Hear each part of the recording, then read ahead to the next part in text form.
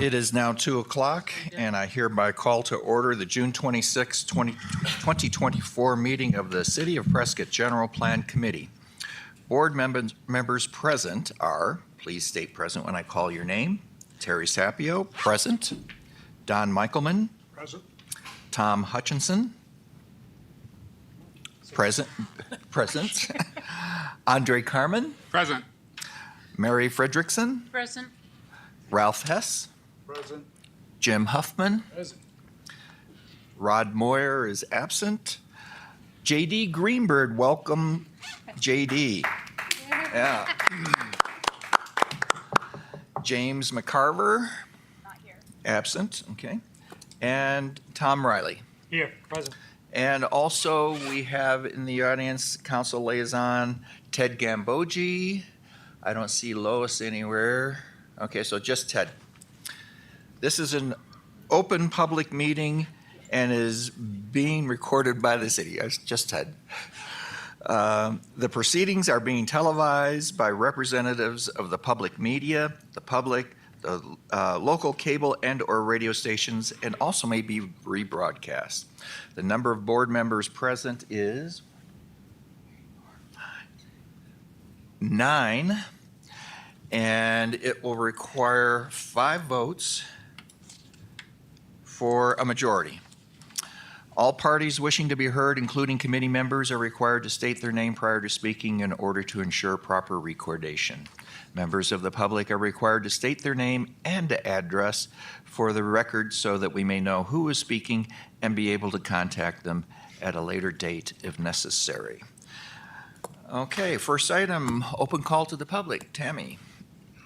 I have no speaker cards. No speaker cards? Really? Okay. All right, next item. Durango's getting closer. Yes, Durango's getting close. Yeah, I told everybody it's going to be a quick meeting because I have to drive to Durango tonight. Okay. Discussion and action items. A, approval of the May 29, 2024 General Plan Committee meeting minutes. Recommended action is moved to approve the minutes as presented.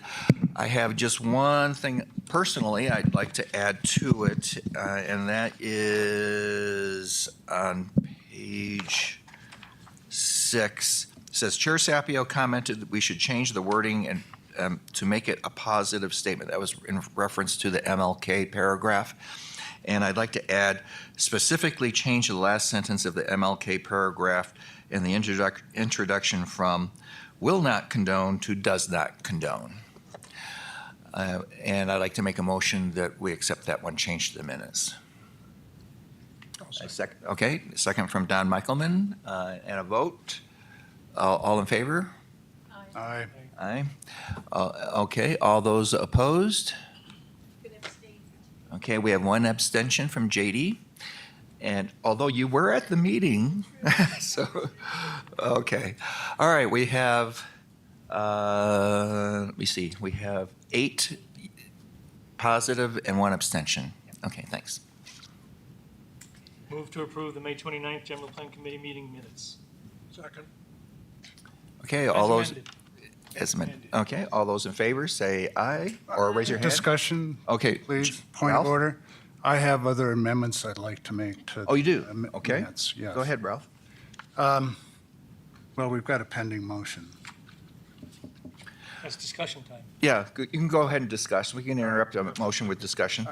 To follow up on Chairman Sapio's amendment, I'd like to also add at the end of what Chairman Sapio just provided, is that Mr. Helbling was asked whether that was acceptable, and Mr. Helbling had acknowledged it was for now, and he would confer with the MLK Junior Committee. And another, to kind of clarify that, on page 5 of the minutes, where the third paragraph under section C, where Jim Helbling is identified, I would add Jim Helbling of the Prescott MLK Junior Peace and Justice Committee so that it would give full clarification to the exchange between Mr. Helbling and Mr. Sapio. Got it. Okay, so is that a motion, Ralph, Yeah, to amend? Yeah, I move to amend. Actually, Okay, yeah. Well, actually, I don't know, I'm we've the got one who this made the pen. motion, so I have to agree to amend it, and I agree to amend it. okay. All right. Second agrees to the amendment too. All right, great. Then I move with all of the amendment that we adopt the minutes as amended by Mr. Sapio and Mr. Hess, and moved and seconded by Tom Riley and Don Michaelman. Okay. Got all that? Okay. No, that's where we All right, so we have a motion, we have a second on that? Yeah, call for the question. okay. Like a motion Motion's to, already been made. Yeah, got a second, vote. It's now ready for a vote. okay. All those in favor, raise your hand. Aye. Okay, We're good. all right. And it looks like it's unanimous. Okay, all right, 9-0. Now, I just want to comment about what Ralph just says. If MLK Group comes back and says they don't agree to that change, then we're going to need to put that item back on the agenda for a future meeting so we can actually take a vote on it. Depends on when we hear from them. Yeah, okay. I can comment on that. Ralph Hess, I've already been told by Mr. Helberg that the committee was accepting of that modification. All right, oh, good. Then we're good then. All right, next item. Presentation and discussion regarding the Great Places and Neighborhoods chapter of the general plan. Tammy. Thank you. Chairman, members of the committee. So this is our last chapter to review. I know you're all excited about that. And then next month, we have the 2 meetings, which will go through the whole plan. So after today, I'll be updating this section, whatever comes out of it, and then pulling it all together, and then we'll be making copies to get out to you guys somehow, and then to review. We'll probably have it in the same format, but we are getting the new format. It should be ready for your guys' first meeting in June, so you can see what it's really going to look like. So, yeah, for July 7th. Yeah, July 17th. Sorry, we're in June now. Yeah, July 17th. So we'll have it before that. So I'll have it out to you beforehand. But I think for editing purposes, just to make sure if it's in the same format, it might be a little easier to go through and compare to what you guys reviewed before. So just threw that out there. So we're going to start first with land use. Are there any comments or anything on page 1 of that under the land use section? Does anybody have any comments or suggestions? No? Quick meeting. How about under planning hierarchy?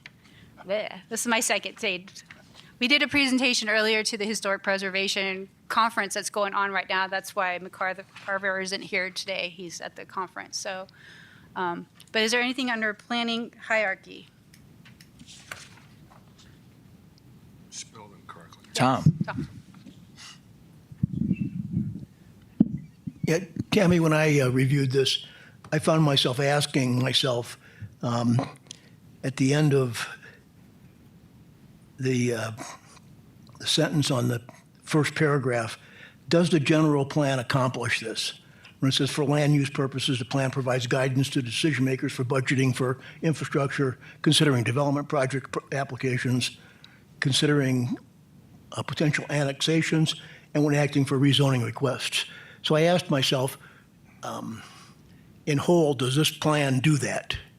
And I wonder if there's some litmus paper test or some mechanism to illuminate that. We're going to get to it. That's what we're going to look at over here with the maps. So want to get through the first part first, the hierarchy. Then we're going to get to the land use map. So, and I'll go through what we've changed on it and stuff. So, so up to land use map. Are there any questions about land use or planning hierarchy? Jim Huffman. I have one maybe dumb question, and that is, what is the relationship between this and the charter, city charter? I mean, there's really no direct connection at all. No. Okay. Okay. So I guess we're going through that part. So I'm going to go over to the maps here and go over what changes have been done. I guess I got to take this one. So over here we have the 2015 land use map. And so this shows most of this boundary was created in the 2003 plan, and it was using the airport overlay for the northern portion of it, hence why it didn't go over to the Forest Service properties. Yeah. Oh, okay. Thank you. And so we show the boundary where PV has come into, not encroached, but has come into. And then we showed up here where Deepwell Ranch and the SLD is State Land Department. So we've made a few changes. We wanted to show this to show what it looked like and what we're proposing. So we've added the Forest Service boundaries so you can clearly see that's kind of where our growth boundaries are on the east side of town, west side of town, and the southern.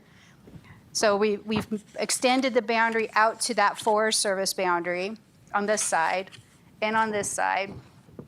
We show Prescott Valley's in blue, the light blue here, of where they are at this time. And then Chino Valley comes down to here. So we're kind of going out to where Chino comes down, and then where Prescott Valley and us are joining over here.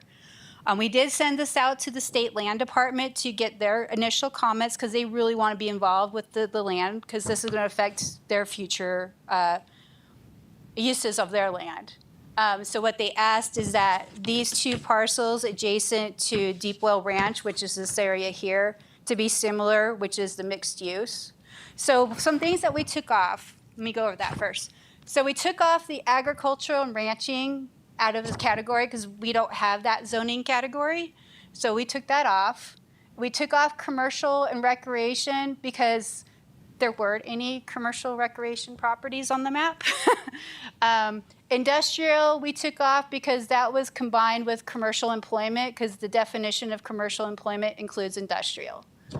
So we kind of took some of those layers off to clean up the map to make it a little easier to read. So we have this tan color, which is the outlying area outside the city right now.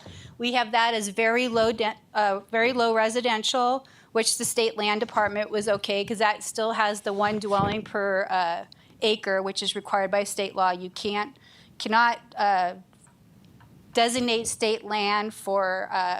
It has to at least be one dwelling unit per acre. We cannot put it as open space. So they called out this one right here. This is state land. We had it as open space because we have a water tank there. Didn't think it would ever get developed, but they want that changed to match what's to the north, which is the low to medium. And then, like I said, these two parcels adjacent to Deepwell Ranch to match it. So in the future, it makes it a little easier. So this is the map that's used when we have projects come in from the city of into the city of Prescott, whether they want to be annexed or rezoned. This is what we look at, is this map.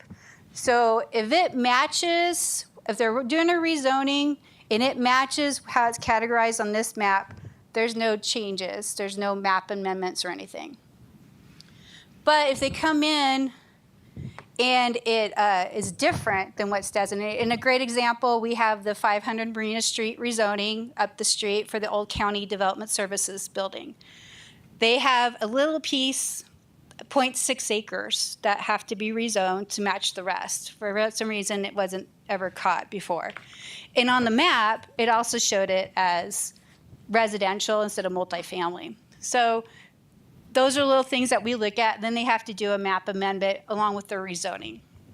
So we look at this for annexations and also for rezoning. So if say this land came in, state land came in, and they wanted to rezone it to anything other than having it as very low residential, which matches what it is at the county. I believe this is all RCU 2A, which is the holding zone in the county. And ours is the RE 2 acres holding zone, which is our similar.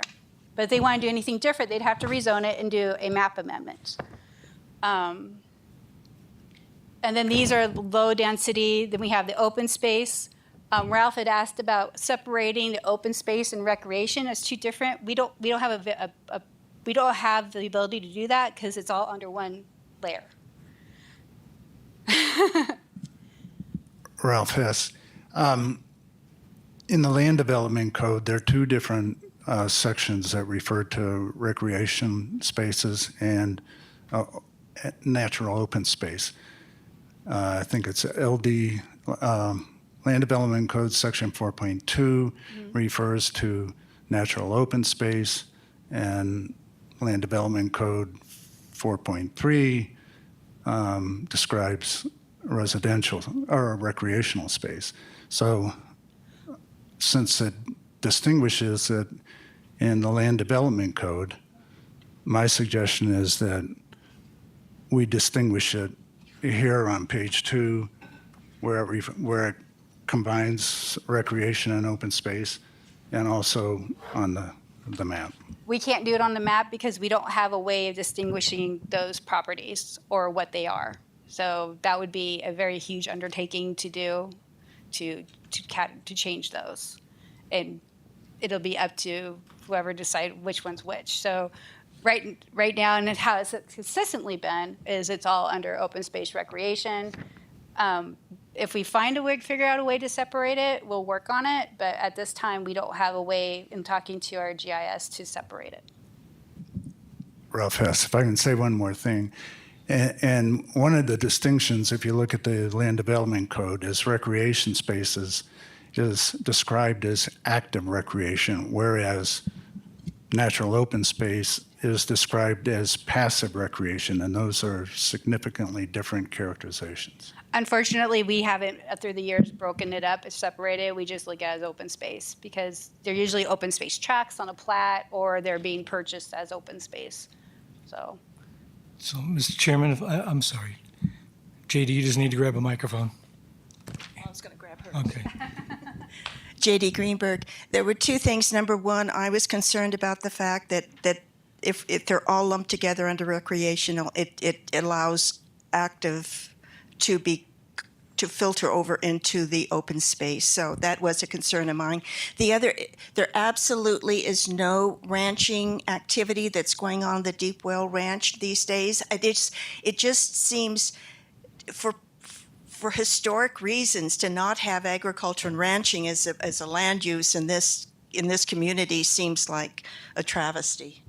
we don't have a designation in our land development code for ranching open space, so we were looking for zoning purposes. That's what this map is looking at, is for zoning. We don't have a agricultural or ranching, and neither does the county.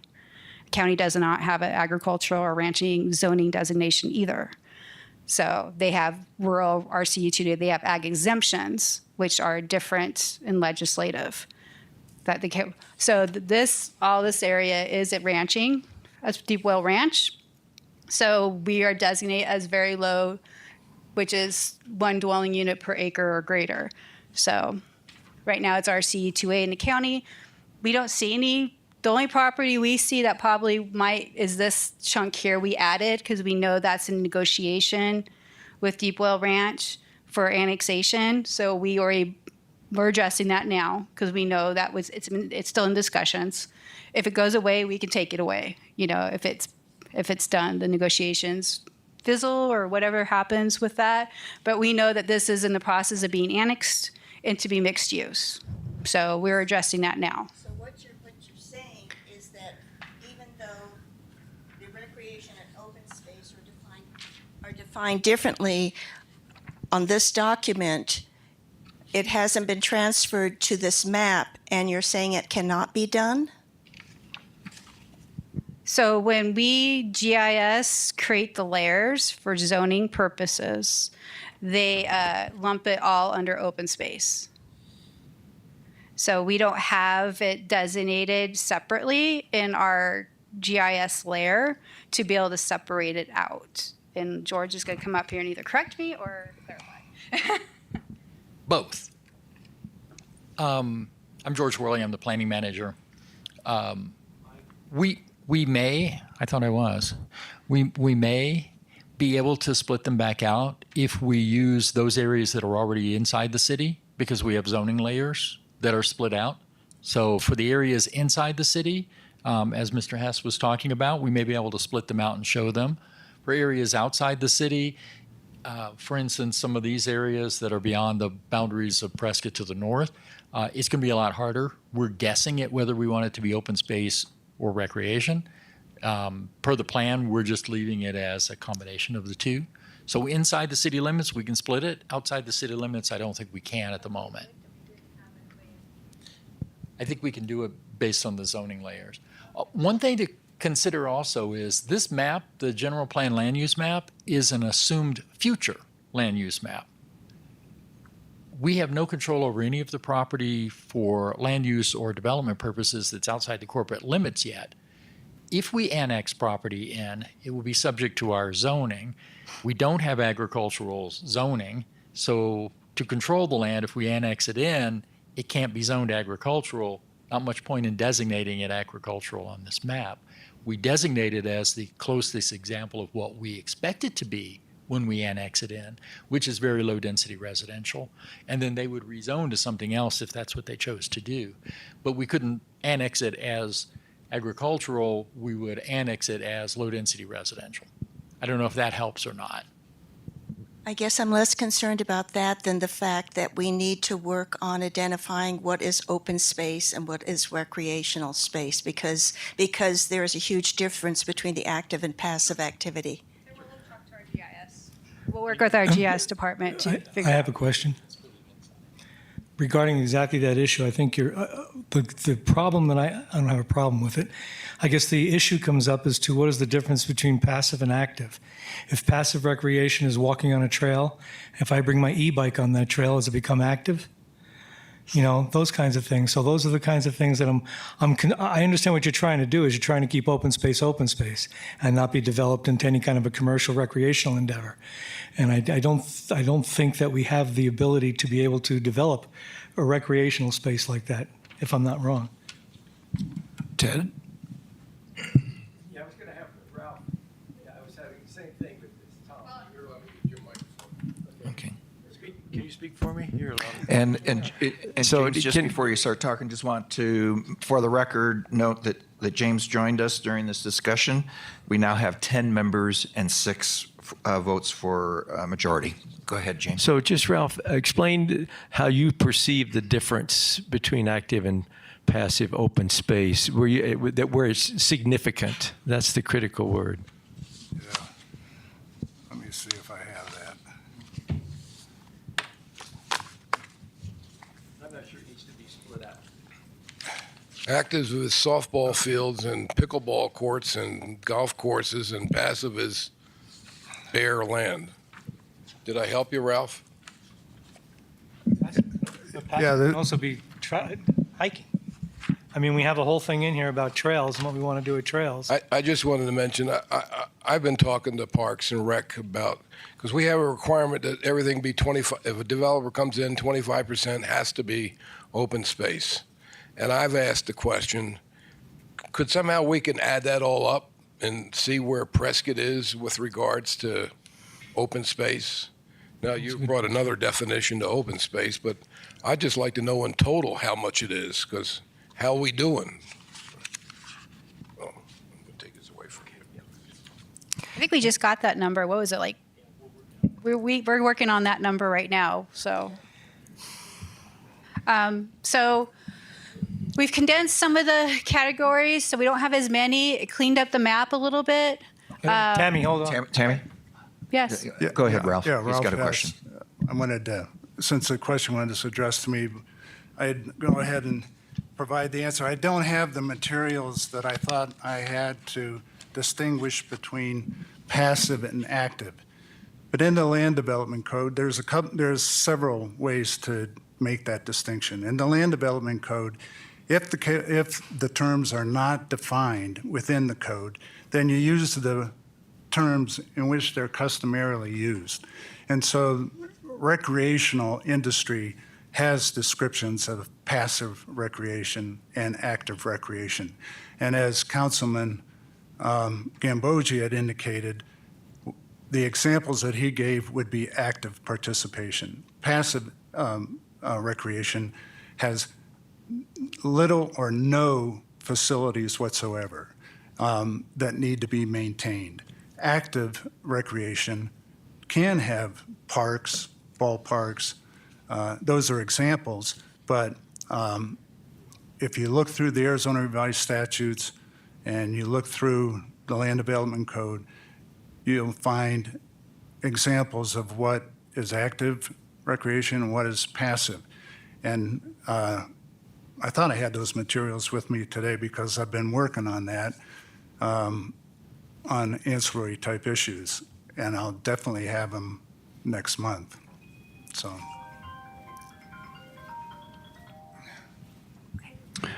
Tammy, I have a question too. Hoffman. If the AVO is active, will that appear on the map here? We have a layer already that we use, and that will remain on it's not on the land use map because it doesn't fit here. So that would be on another map under the airport section, but that's not on this layer. Okay. Just one more comment. One of the things I want to make clear, though, is that one of my concerns is that the definition between active and passive, if it gets to the point where some of the definition that you use, like if it has to be maintained, well, trails need to be maintained. And so I want to make sure that we make the distinction that we can't, I don't ever want to be in a position where we can't put a trail through open space and have people access that open space in a very light manner. But trails to me are very, very important, and the interconnectedness of trails is very important. I want to make sure that whatever we do to make the distinction between the two doesn't shut down the possibility of more interconnectivity with trail systems. And that'll probably be that's more defined under open space section. That was in another chapter. Okay. So we had that more defined under that. So we'll look at what we can do to maybe, I'm not sure why on this map, since it's future land use, I guess I'm not understanding from a planner who would use this map for future land use. If it's designated as open space, it's open space, whatever the use is going to be, because that would be through the rezoning process to define whether it was passive or recreation or open space. So what would be, just so I can understand, because I'm not really understanding the difference, as one that would be using this map for future land use as projects come in, what would be the difference if it was labeled as recreation or open space on a future land use map? Because it's going to go through a rezoning process to change the zoning through a public hearing process, and it right there will be defined whether it's an open space or recreation type use. Just so I can understand, it might help with this a little bit more. I found some of my material. Ralph Hess, I found some of my materials. It was just smaller print, very difficult for me. So Arizona Revised Statute, Section 37-311, defines open space as means land that is generally free of land uses that would jeopardize the conservation and open space values of the land or development that would obstruct the scenic beauty of the land. Land Development Code Section 4.2, natural open space is described as the natural open space district is a passive use recreation district. And Land Development Code Section 11.2, to which I made reference. Well, I didn't give you the citation, but it talks about when terms are not identified or defined in the Land Development Code. States that all words not defined in this section shall be given their common ordinary meanings as the context may reasonably suggest. So, and in reference to member Tom Riley's comment, when I've seen it, the references to passive recreation with regard to maintenance, they're talking about structures that are not maintained, not trails. I mean, trails are an example that's specifically listed as passive recreation. So, I just want to make sure that I'm still a little sketchy. If you take a look at Willow Lake, the trail system around Willow Lake has a lot of structures that are included with that. And I just want to make sure that those structures, which actually allow the interconnectivity of the trail, aren't going to be reduced or banned underneath the system that you're putting in there now. And there's staircases, there's bridges, there's. Finish up. No, I'm done. Okay. I can't help but wonder why we're taking this trip. What's the point? Where are we headed with this? Well, that's Ralph, why I was kind of. Tell us where we're headed. What's behind it? okay, Ralph Hess. What's behind it is I think you need to distinguish specifically between recreational spaces and open spaces, because the issue is going to come up in a number of circumstances.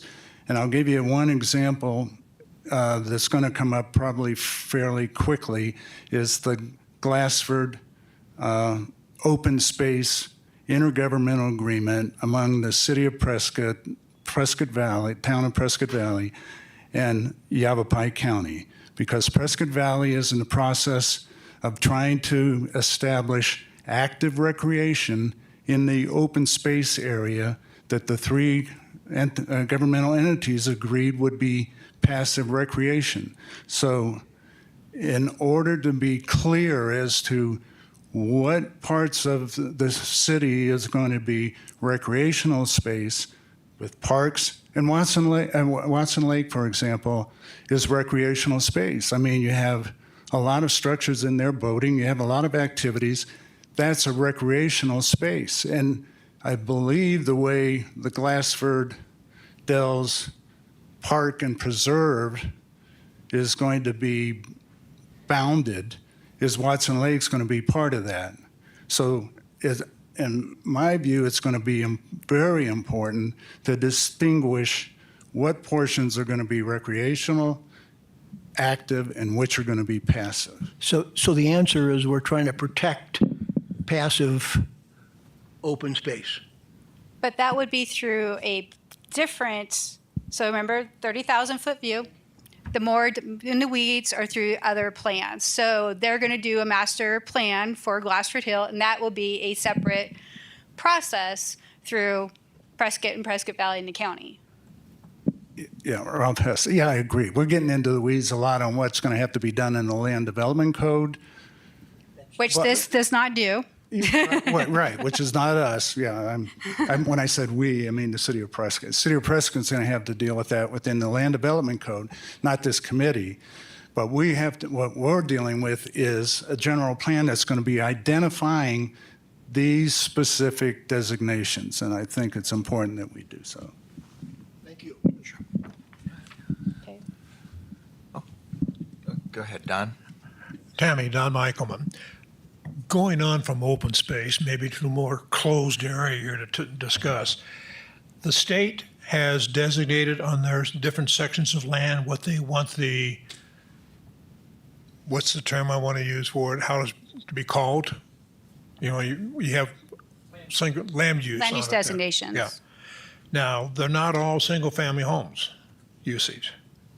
And they want it to be consistent to be with Deepwell Ranch. So they want something similar. So if someone bought this chunk of state land in the middle here at Deepwell Ranch, that they could come in and get a rezoning that's similar.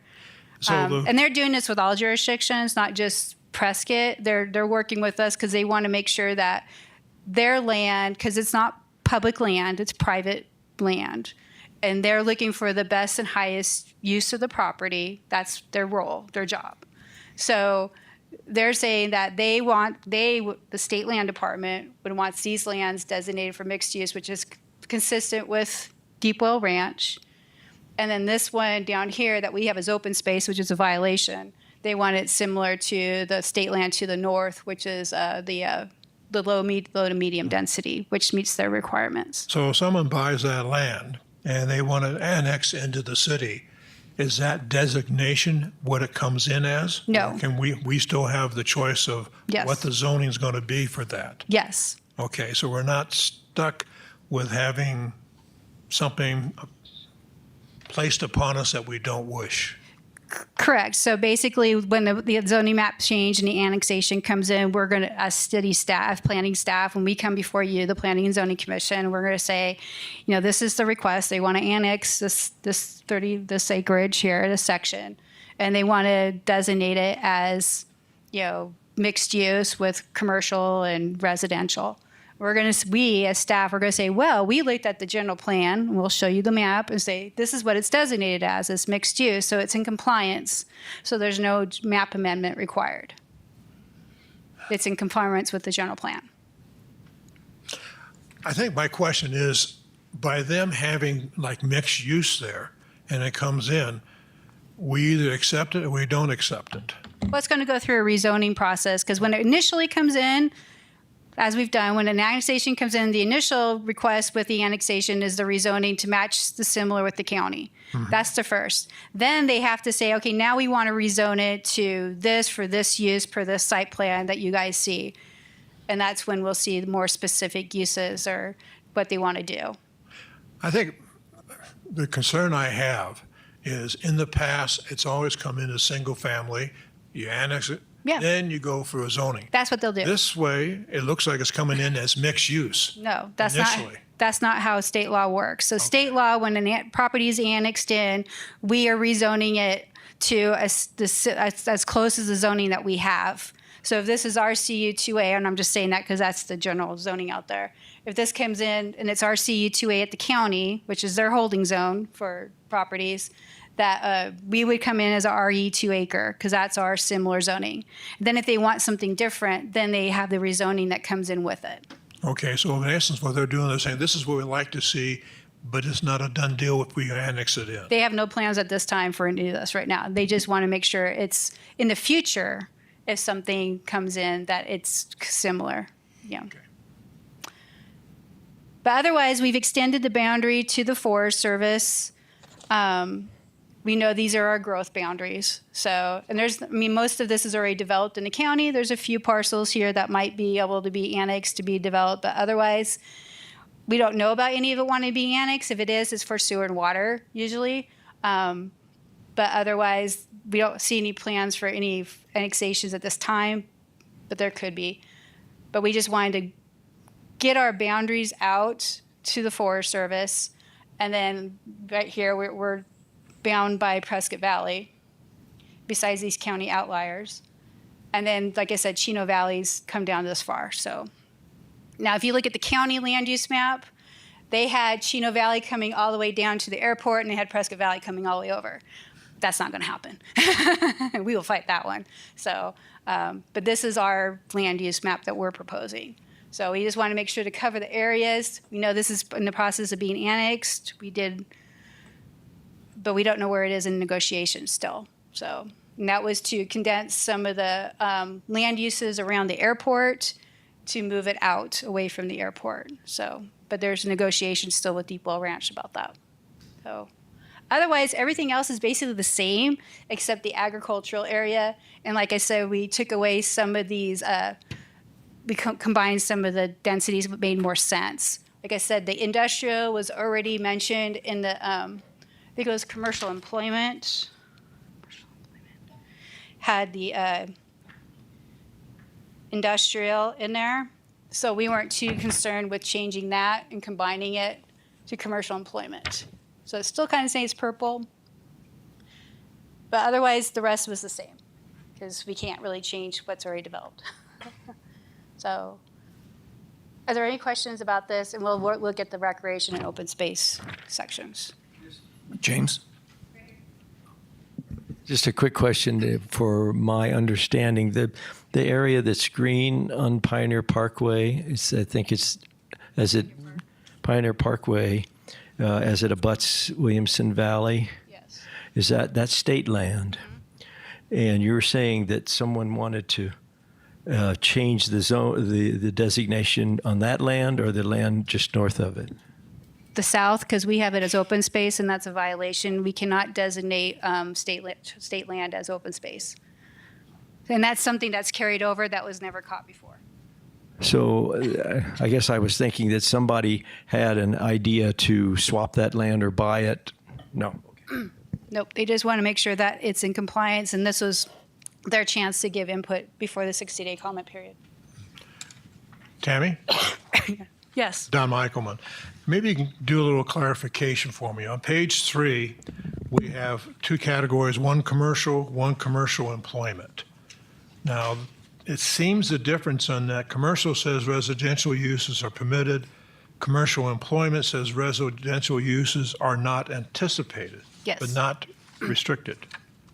But what is the main difference here then? Industrial areas do not allow for residential. So, and then the commercial employment includes industrial areas. So those are more intensive commercial uses. We don't want residential adjacent to those. Like, it causes problems, and people complain, and we try to avoid that. Why don't we just say no residential then? Because some of the zoning designations, if it's business regional or business general, may allow for residential, so we won't want to make sure. Okay. It's still, even if we put that in here, our zoning code says it's allowed, so it wouldn't preclude that, so. Yes.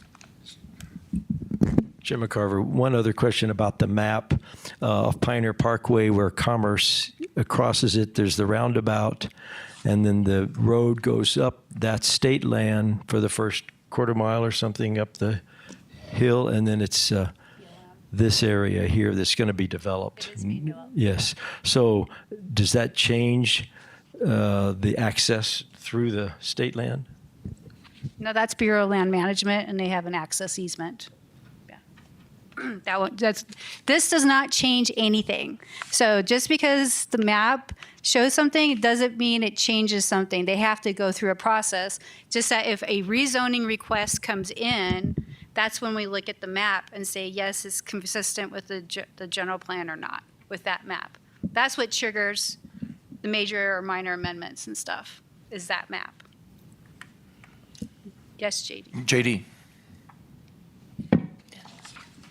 J.D. Greenberg. Going back to page 2, because I didn't want to skip it, when the recreational open space, and it says open space areas are intended to be left as natural state due to topographic, drainage, vegetative, or landform constraints, or the need to provide buffers between incompatible land users or to protect view sheds. And I would recommend that we also add in there the preservation of wildlife corridors. What page was that on, JD? It's on page 2, and it's under the recreation and open space. It's the second paragraph from the bottom. Okay. Okay. Okay. That works for you, Tammy? Yep. Okay. Ralph? Oh, sorry. Yeah, on page 2, I did have one comment on the hierarchy where you make references to the neighborhood plans and the east area plan. If you would have links to those plans that are actually been approved by council, that might be a good place to put in links to them so that people can see what they look like. Okay. Thanks.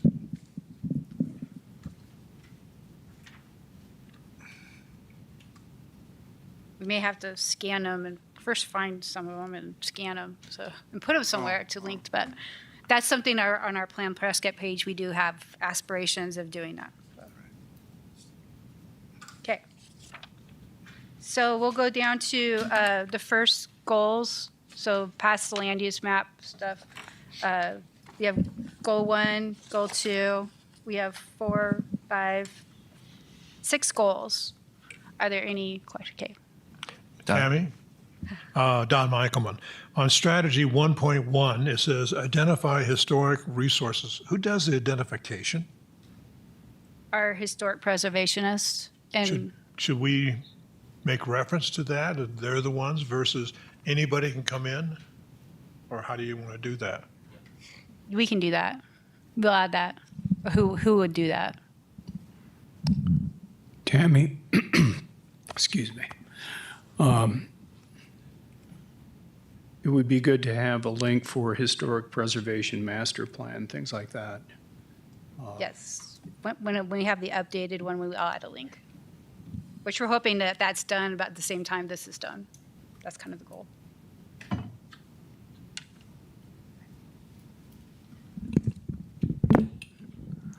Jim McCarver, there was mention about the advantages of being in a historic preservation area. There are penalties if you don't abide by that, I think. Didn't you tell me, George? And should that be listed too? Or just do the positive and not the negative? And that'll be covered under the next section, historic preservation. Yeah. Tammy? Strategy 4.2. Encourage infill development and redevelopment at densities compatible with existing neighborhood character and infrastructure. Should we say something about zoning in there? Because if you're going to encourage redevelopment, we've had several cases where the existing character of the neighborhood is different than the zoning designation in the neighborhood, and I think that we need to include somehow the legal aspect of zoning in that.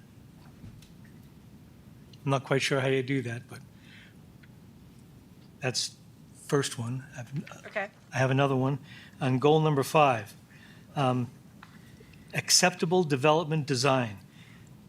Support flexibility in setback, site coverage, and height in return for acceptable development design.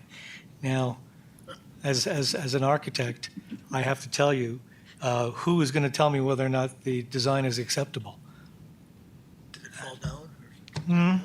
Well, if you're coming in for a rezoning, the planning and the public, the Planning and Zoning Commission and City Council, they'll make that determination. But they don't have any architectural guidelines. They have guidelines in the historic districts, but there's no design criteria, guidelines generally throughout the city of Prescott. And I want to make sure that we keep it that way as well as we can. Okay. We'll look for other verbiage for that one. Hi, Tammy. Tom Hutchison here. I'm on goal 5 also. When you say support flexibility and setbacks, site coverage, should we add parking requirements in there as well? So you get total flexibility to come up with a acceptable, whatever. We can add that. And that would be consistent with the housing initiatives that we're trying to get going here too. JD? J.D. Greenberg, on page number 5, where it talks, goal 5, support flexibility and setbacks and site coverage Yeah. and height.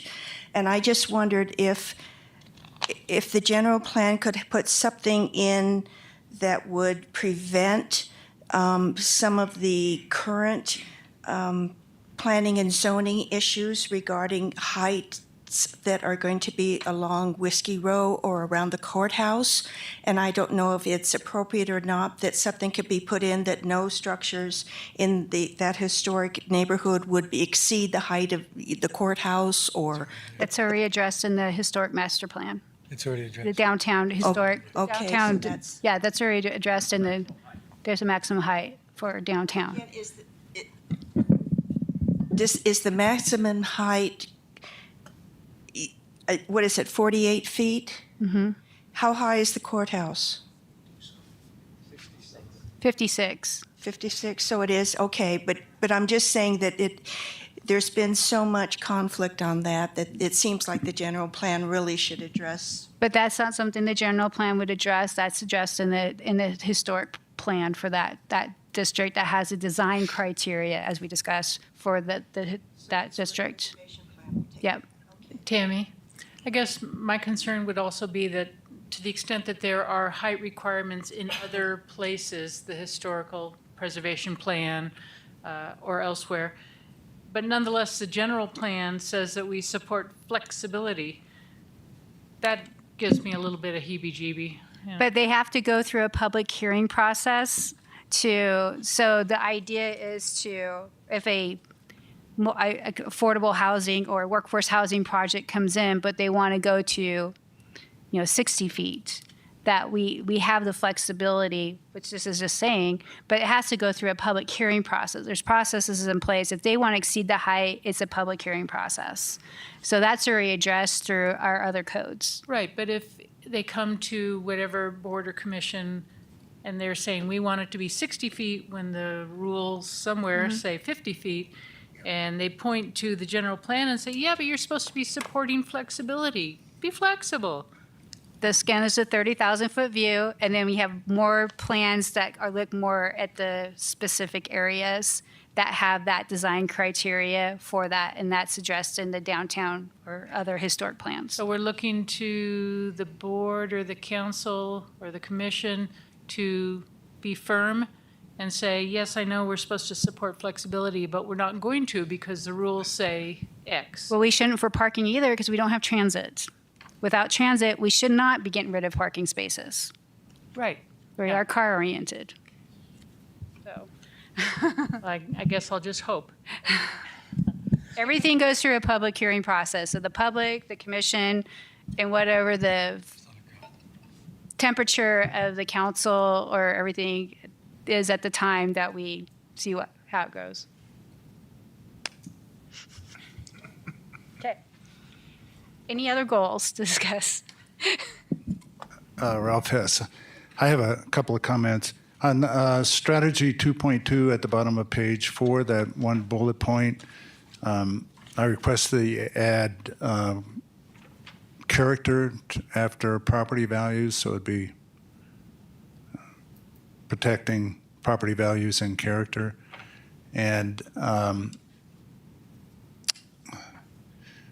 under goal 3, going back to one of the concerns we've discussed before about using the word encourage as opposed to more active direction.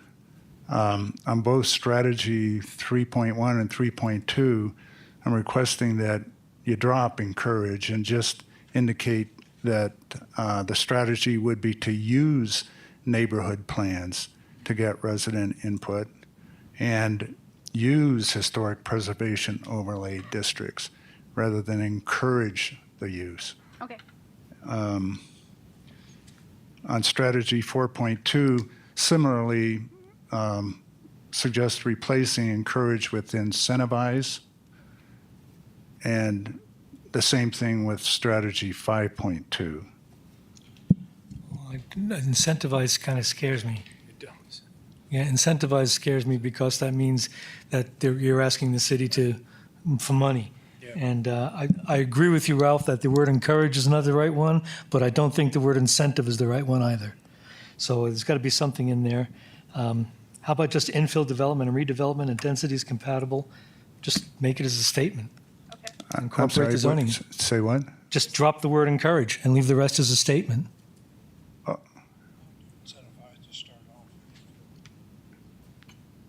okay. Yeah, yeah, We'll look for other words that might right. be better. Okay. Without a verb, I don't know if that sentence would make any sense. It just says strategy 5.2, infill development. Well, let somebody come up with a verb. Yeah. I think we need a verb there. Find a verb. We'll find some verbs. Okay, any more under this section? Ralph Hess. Yeah, I left one out. On strategy 5.3, where you're talking about as development pressure occurs on existing neighborhoods, initiate neighborhood plans or special purpose plans. I'd add with public meetings. It says the involvement of residents and property owners. Right. Well, neighborhood, I think a neighborhood public meeting would be appropriate in that Yes. situation.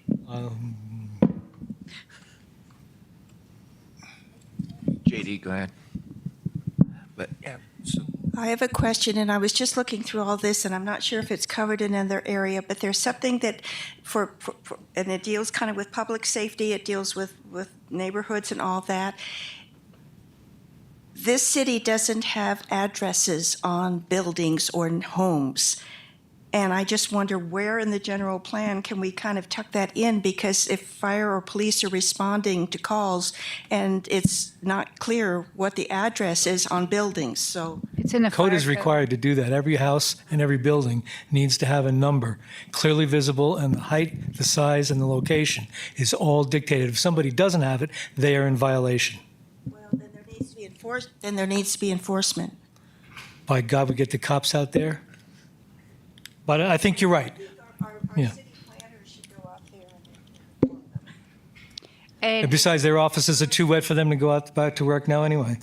We sent them out there, but they couldn't find the address. That was very good, George. That was very good. I didn't know where that fit in, but it's just something, because when I've gone out looking Yeah. for places and it doesn't have an address on it. that's in the building and fire codes. Regarding committee members Hess's requirement about public for existing neighborhoods, I think that involving the residents and the property owners is appropriate. I think that asking every Tom, Dick, and Harry what they think they should do on my street and my block and my neighborhood, I think that's a big mistake, and I don't want that. I really don't want that in there. I don't think that you should have a say in what happens with the 2-block area in my little neighborhood. But I do think everybody who lives in that neighborhood should have a good say about it. So neighborhood meetings. Neighborhood. Yeah. So are you suggesting that we just modify this to say involvement of I'm saying leave it as it nearby residents? Leave it as it is. Oh. Just leave it as it is. Leave it as it is. Involvement of residents and property owners.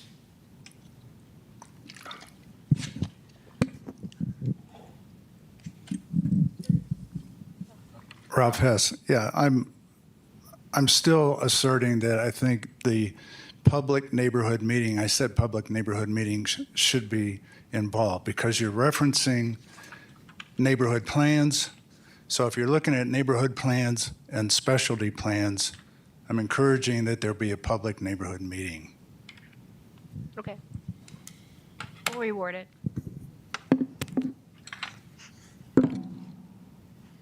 Any others under land use?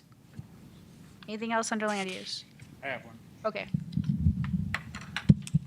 I want to go back to what Mr. Hess said about the incentivize. I kind of like the incentivize. It doesn't have to be monetary necessarily, but I don't think things will get done without some kind of incentive. So I think if you want something to get done, you have to have a carrot.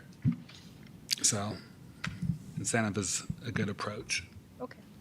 Perhaps just to clarify, non-monetary incentives. Okay. Maybe it's fast track approval, not having to deal with Tammy for 9 months or something like that. Yeah, good luck. Yeah, no. Okay. Anything else under land use? Okay. We're going to go on to historic preservation. Yeah, so the State Historic Preservation Conference is in Prescott, going on right now. So I was surprised you were here. I left a good talk just to be here. Aw, thank you.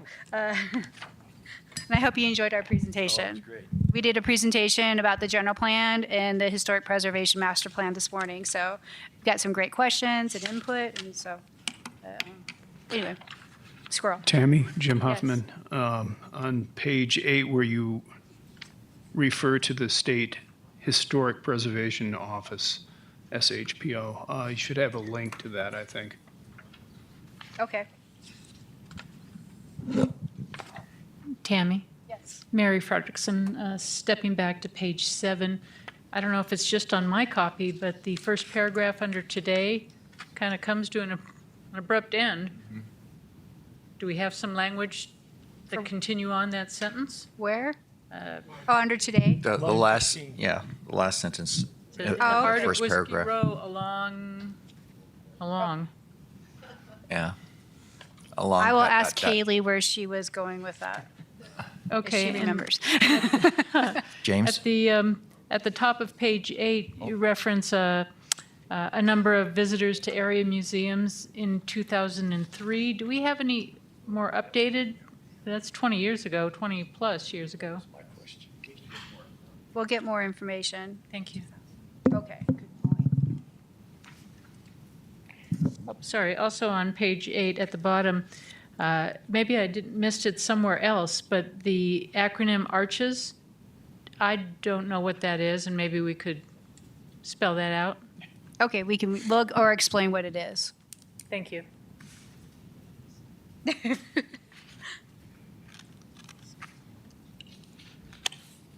We can explain what it is, but that's about, I can't tell you what arches is.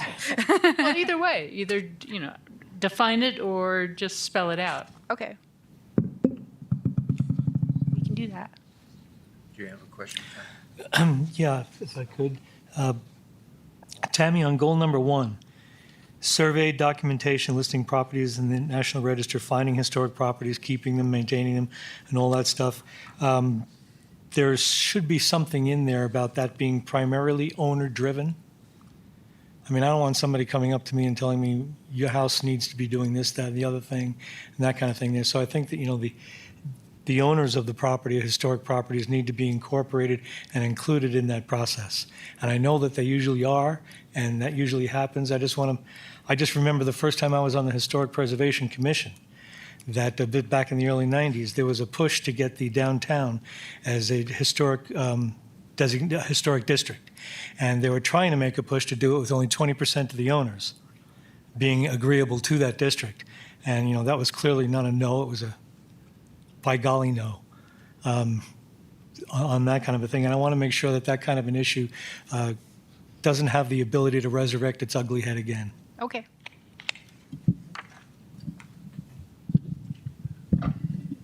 Tammy, I may have missed it, but on today, first paragraph on today, said the Western Heritage Center, a nonprofit showcase, blah, blah, history. And then at the end it says, established in 2017 in the heart of Whiskey Row along. Yeah, Did you get that one? I missed it then. Yeah. Deja vu. Well, we'll see where Kaylee was going with that sentence when she wrote it. Scroll down to point It won't let me. Oh, and Tammy, also on page 8, this is just, I'm sure, a typo thing. It says State Preservation Office, SHPO. Shouldn't that be State Historic Preservation Office? Yes. Okay. Okay. That's in where it's got SHPO in parentheses. Yep, I have it.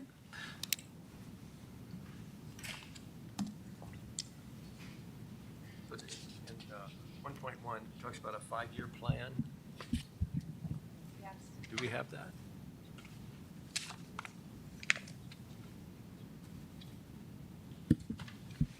No, we do not. That's the idea. That's a goal, is to create the 5-year plan.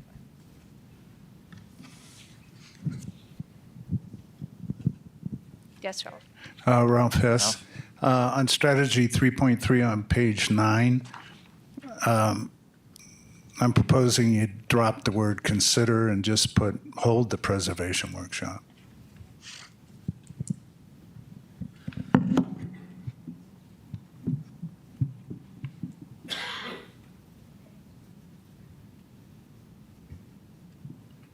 Anything else under historic preservation? Yes. Under 5.2 says consolidate GIS data. What's that?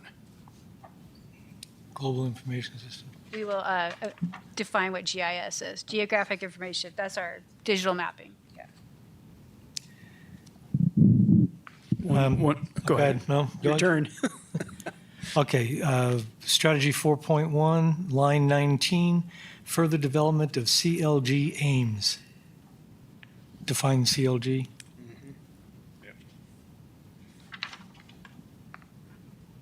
Okay. I'm a boomer. We don't do acronyms very well.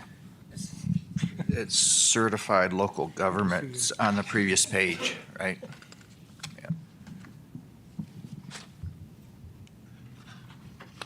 Also under 5.3, maybe we could get a link to Arizona Site Steward Program.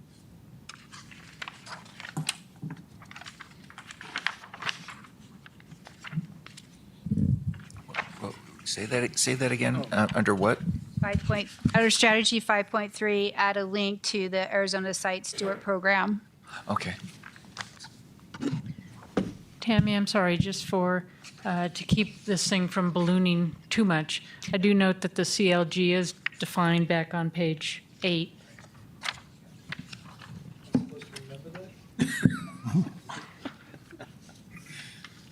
Tammy? Strategy 5.2, the thought I had was, are we sure we want people to know, the general public to know where all the archaeological sites are? You can't. Yeah, you can't publish that. Right. Thank you very much. More is for staff yeah. I don't even know where they are. Anything else under historic preservation? Nope. Okay. Next is recreation. Anything? Tammy, Huffman again. I'm just all over links. It's okay. We're add links everywhere. There's, in that whole first paragraph, there's several things that are Which referred paragraph? to, right under Parks and Recreation Inventory. Okay. There's several, federal land and water conservation funds, state lake improvement fund, heritage fund, all, thank you. I think we're gonna go. I'm not on the microphone. Yeah. We are, one of the things our consultant who's helping us reformat this will be doing is helping look for places to link to other documents. So that is part of what we're going to be doing. So, but it's okay. Please point them out to us. It'll remind us.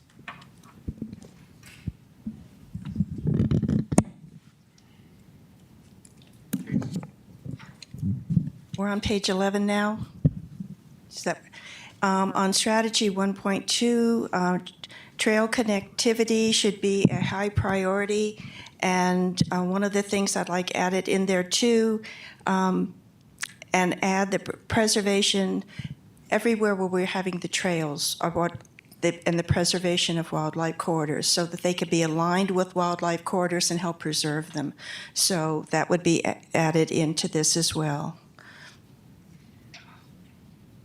There needs to be connectivity.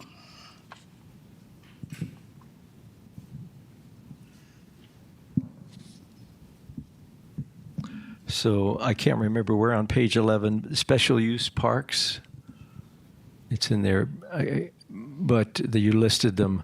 I was wondering, in Granite Creek Park, there's a pump track, bicycle pump track. It's a sort of a special use park. It's mentioned later in the section, but I wondered if you should add that to the special use parks. At Granite Park? At Granite Creek, in the park.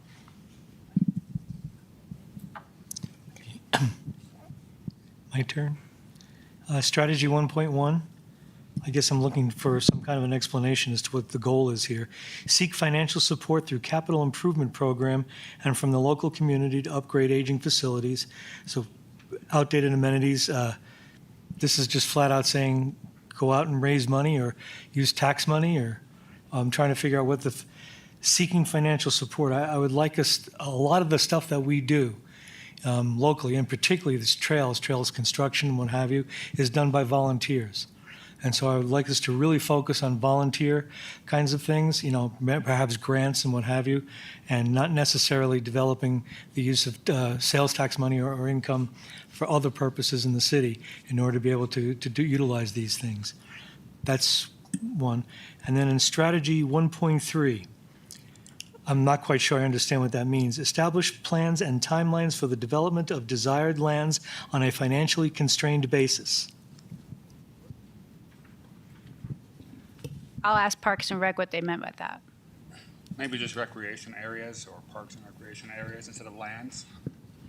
It's the financially constrained basis that I'm trying to figure out. I don't know what that means. Yeah, so why make a point of it here? I'll ask them to clarify. Thank you. There were a couple things on this, and I'm not sure where it would go, but I was concerned at one of the council meetings regarding the planning and zoning that had been approved for the Quick Mart, and the council, it went to council approval. And Councilwoman Lois Verworth had said that there wasn't anywhere in anything, and apparently there is somewhere, but it's tricky to find. So I wanted to come forward about protecting the upstream water quality for our creeks that empty into our lake. That's actually in another section under green infrastructure. Okay, well, I just want to go on the record of saying that we need to make it more accessible, visible to our council members so that it can help them in making decisions, because apparently the vote may have not gone the way that it did if they knew that was a consideration or concern. So the other thing, Yeah. but you wanted. So this was about us giving water. Sorry, Lois Verworth, City Council. This was about us granting water, using the water policy.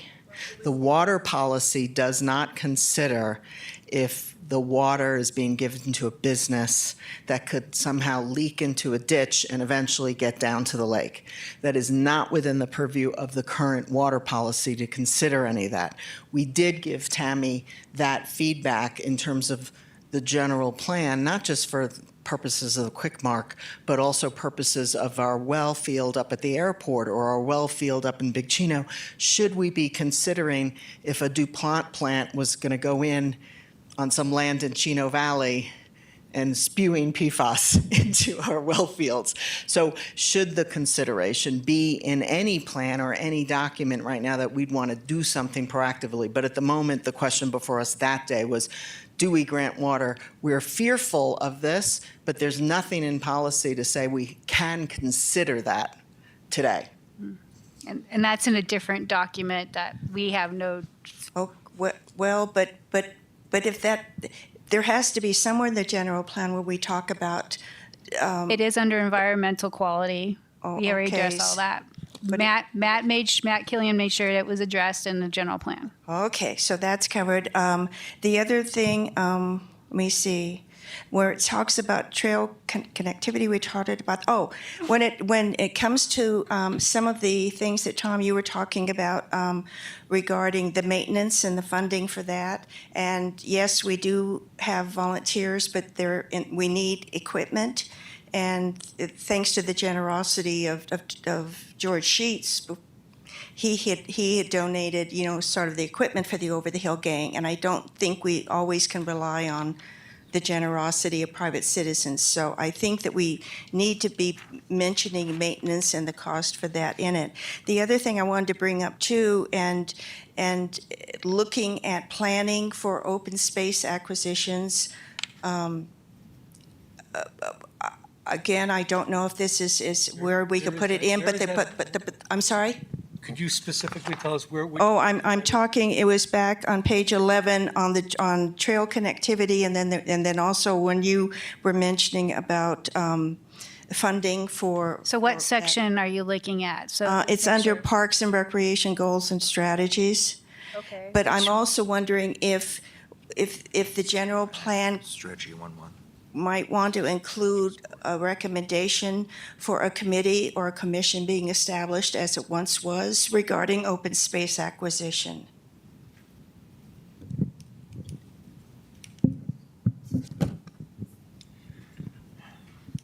I'll talk to Parks and Rec about that, the feasibility of that. I said I'll talk to Parks and Rec about the feasibility of that.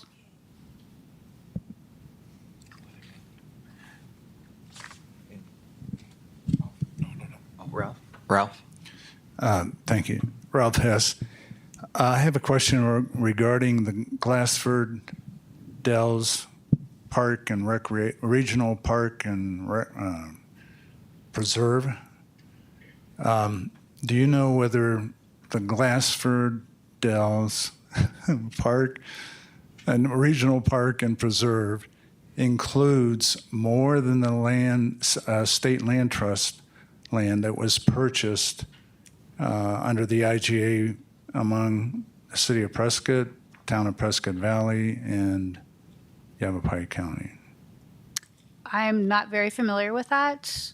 I know we have it on the map, the land that was just recently purchased, but I don't know I don't know where it's connecting to. I'd have to get that from Parks and Rec. The reason I'm asking a question is on page 10, Glassford Dells is listed as a regional park. Upcoming projects. As Right, an upcoming project. right, but An upcoming project that they're working on, that they're, the reason I'm asking is the state land trust that was purchased to be part, as I understand it, to be part the regional of park. the regional park, park and preserve, is only going to be part of it. And that part is open space. Goes back to why I was making the point before.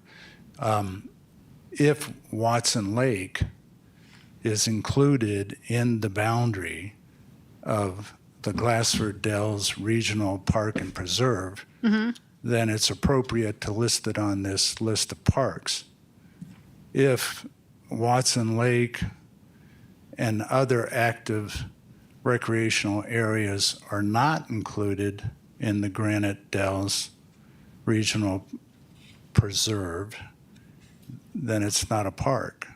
And so I'd like to get clarification on that so we know whether there's going to be City of Prescott Park facilities that are included within the boundary of Granite Dells Regional Park and Preserve. Okay. That seems to me to be a little bit outside the purview of this committee. I would think that, as far as the planning of that park is concerned, that's up to the Parks and Rec, the different groups that are involved with that, and the citizens that would be involved with that kind of a planning. For us to try to dictate specifics in a plan, I think goes a little bit too far in terms of what the General Plan Committee should be doing. I think that's why we had it under upcoming projects, that's going to be defined as that plan comes forward. Okay. Well, Ralph Hess, the reason I think it's important is not because the General Plan Committee is going to be involved with that planning, but if it's going to be listed as a park within a general plan, there has to be park facilities in it. So we just want to make sure it's properly designated. If there are not going to be park facilities in the Granite Dells Regional Park and Preserve, then it's not a park. And it shouldn't even be named a park. Lois? I think what's confusing about it is that there are 5 regional parks. And then you're putting a city park like the Watson Lake Park in the middle of 5 regional parks. Pioneer, I see as a regional park. It spans the county and us. Glassford Dells it is as well. And I just think some of what you were pushing triggered for me. Why do we have this under a title called 5? There are 5 regional parks. There's parks that are owned by the city, and then there's regional parks like Glassford Dells. And that's what I think is confusing for the general plan, just in terms of terminology. That's how it's defined by Parks and Rec. Actually got this from them. Question that because we don't view that as regional parks. I think that's on our website. That's where I believe I got all this from. But I'll double check that for Parks and Rec. Yes. Yeah, Ralph Hess. If I recall correctly, I think the reason they were referenced as regional parks is because when Joe Baines was describing them, it drew from the region. But I agree, we're prominently drawing visitors from the region. But yeah, that might be a good thing to have revisited by Parks and Rec. Thank you.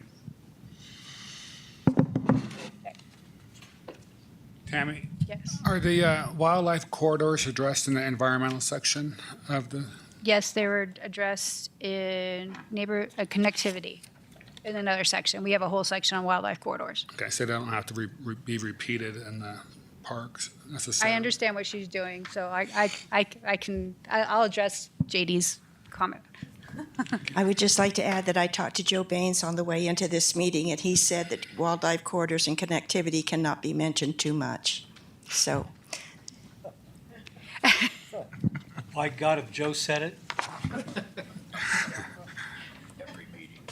Okay, so I guess we're down to trails and greenways. We've kind of already gone.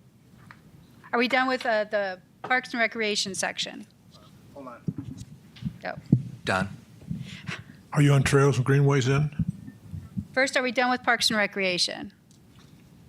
Yep, okay. Now trails and greenways. On line 20, we talk about completion of the 55-mile Prescott Circuit Trail. And strategy 1.1, we talk about a 60-mile Prescott Circuit Trail. Okay. That's right. I will get that. Did we water one and it grew or what? Yeah. 40 miles, it seems like 60. High priority geographical six. Okay, I'll figure that one out. Thank you. Could you hold the microphone closer Wait. to your mouth? Oh, there we go. Under strategy 1.1, there's reference to multiple trails to Glassford Hill with connectivity to Prescott Valley. And that is a big concern of mine. Ralph touched on it. And actually, I think it needs to be added down under goal 4, something to indicate that we are looking to coordinate with Prescott Valley to ensure that our two cities' vision for what this area jointly owned is going to look like. Because Prescott Valley has some wild ideas of what they're going to do with their end of the space.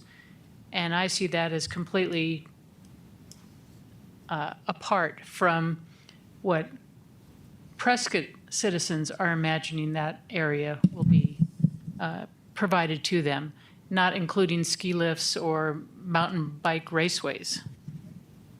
I don't know if that's even possible, that we're going to have that kind of conversation with Prescott Valley that would in fact impact Prescott Valley to change their ways, but I think that's a worthy goal.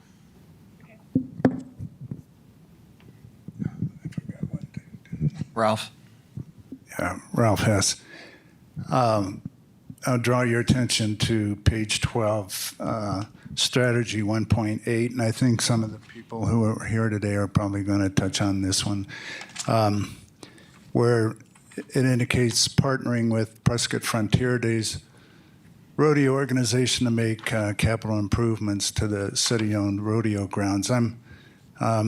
There's a lot of conversations that are being undertaken among a broader spectrum of participants in those discussions, and I'm suggesting that that be replaced with facilitate engagement among all fairground stakeholders and users, including but not limited to the Gail Gardner neighborhood, University of Arizona Cooperative Extension, Prescott Farmers Market Community Compost Program, Prescott Antique Automobile Group, Prescott Frontier Days, and the general public to determine improvements and activities for the city-owned fairgrounds. We have the City Council passed a resolution too that's going to involve expanded public input for those kind of discussions, and it's so I think that needs to be. I got those comments and I already changed that in the final draft. All right, thank you. Yeah, I already fixed that because it was better language than what we have here. Yeah.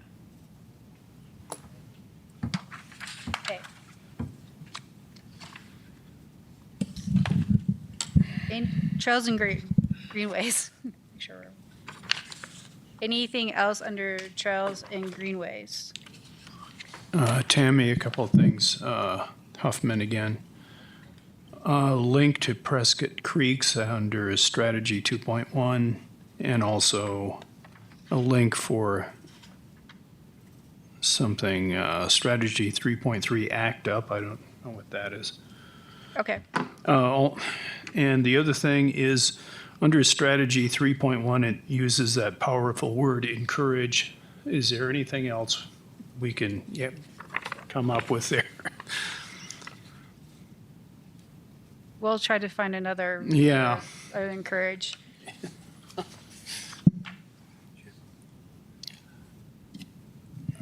And Tammy, under Trails and Greenways, Strategy 3.2 says require the creation of publicly accessible trails in new subdivisions.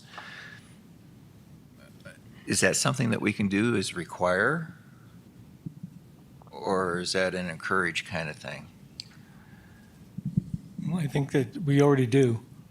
I mean, if the subdivision's a certain size and things like that, subdivisions, they're required to have a certain amount of open space in that. And in that open space and how it's utilized, you can encourage them to have those trails and different things like that, not just landscaping islands and parking lots. And if you read the rest of the sentence, so the whole sentence says, require the creation of publicly accessible trails in subdivisions where such trails can provide new or improved connectivity for existing trails. So we don't want them to put a trail system in that doesn't go anywhere, because that encourages social trails or trespassing on other private property. But we do this already when we have subdivision plats come in.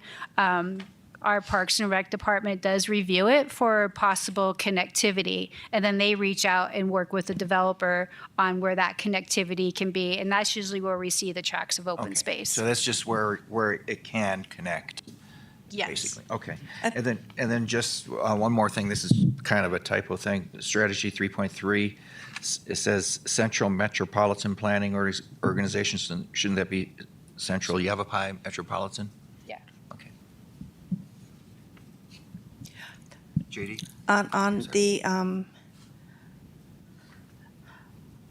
On the trails and new subdivisions, and of course, this is something that J.D. Greenberg is highly important to me, and I know that it'll be covered elsewhere, but I want to bring it up here too, and that's the PAD requirement for 25% of open space.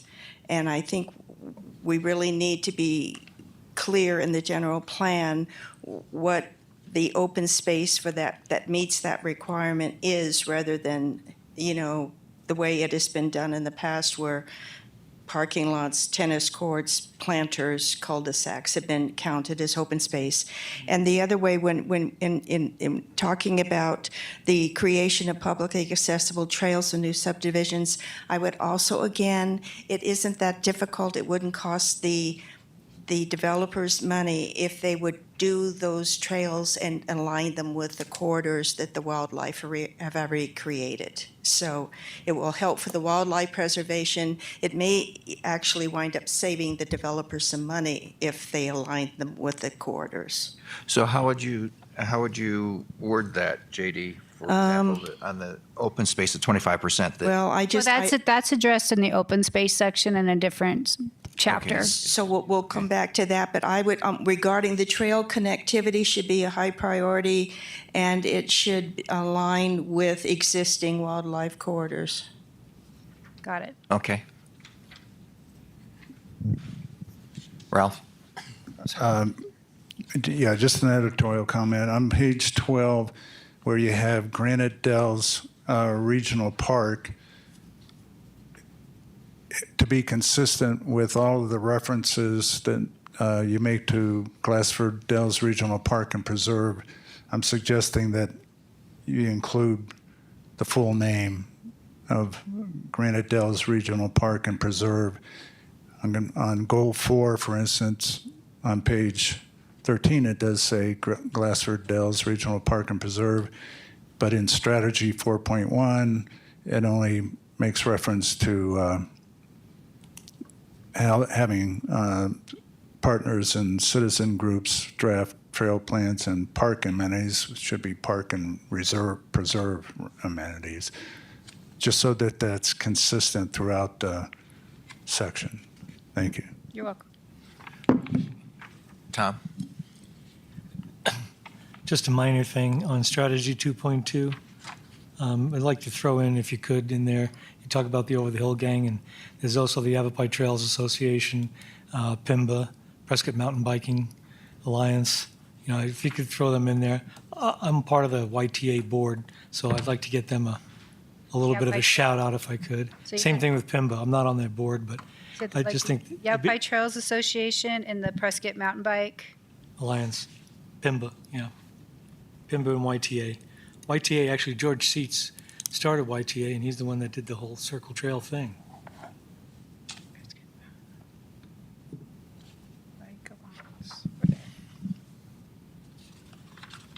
Anyone else?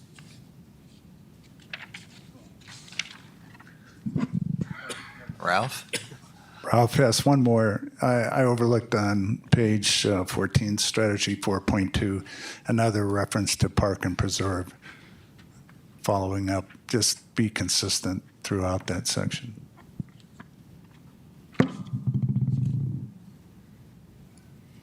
I just have a question, Ralph. It sounds to me like one of the things you're trying to make clear in this is that the Glassford Hill area is going to be something more than a park, that you're kind of pushing it to be both a preserve and a park, utilizing both. Is that your goal here, or is your goal to try to weigh the preserve part? I'm not quite clear on why you're doing that. That's incorrect. Oh, Ralph has.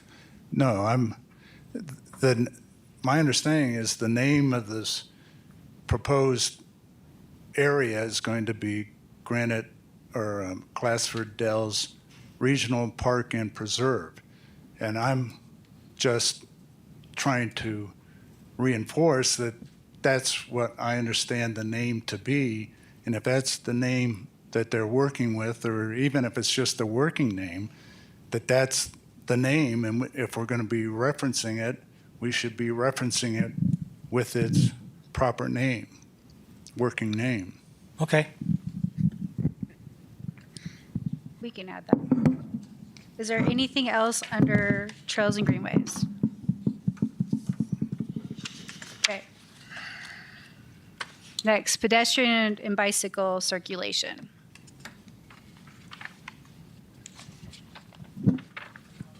So on page, starts at 13 Yep. to 14? Tammy, Yep. on page 14, line 15, the Prescott Circle Trail is now 54 miles. Yeah, it shrunk. I can actually explain why that happens. There's a section of the uncompleted part of the Circle Trail that actually follows roadways through the Hokagon subdivision in order to be able to connect from one area to another. So depending upon which streets you decide to use in the Hokagon subdivision, then that can explain some of the differences within the trail itself. Now, when the trail goes through Stringfield and it actually gets through there and gets done there, then there'll be a definitive amount of miles that will be in the Prescott Circle Trail. And that explains the 55, 60, or 54 mile. That's a crazy subdivision. Anyway, line 8 refers to the downtown Greenways Trail. I should know what that is, but I don't. I think it's the Granite Creek corridor. Yep, that's what I thought it was. And under 23, it says better on street bicycle. I don't understand what is going on there. Where? Line 23, better on street bicycle accommodations. I think there's some words missing there. Okay. And They won't scroll right down. Yeah. one more link would be down under line 49, Vision Zero. I don't know what that is. Okay. I think that's a SIMPO thing, or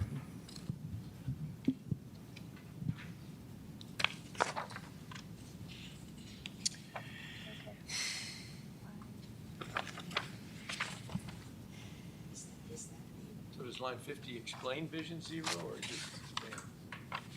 Is that the thing that tells you when you could walk, it makes a sound, and for pedestrians? No. Zero accidents. If it,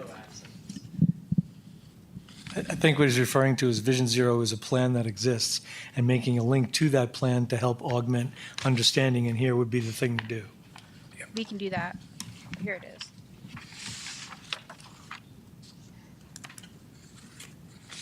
Links, links everywhere. Since you That's that mentioned, synergistic nexus I talked about a while back. you might as well add one for line 5 on page 15 for the transportation safety plan.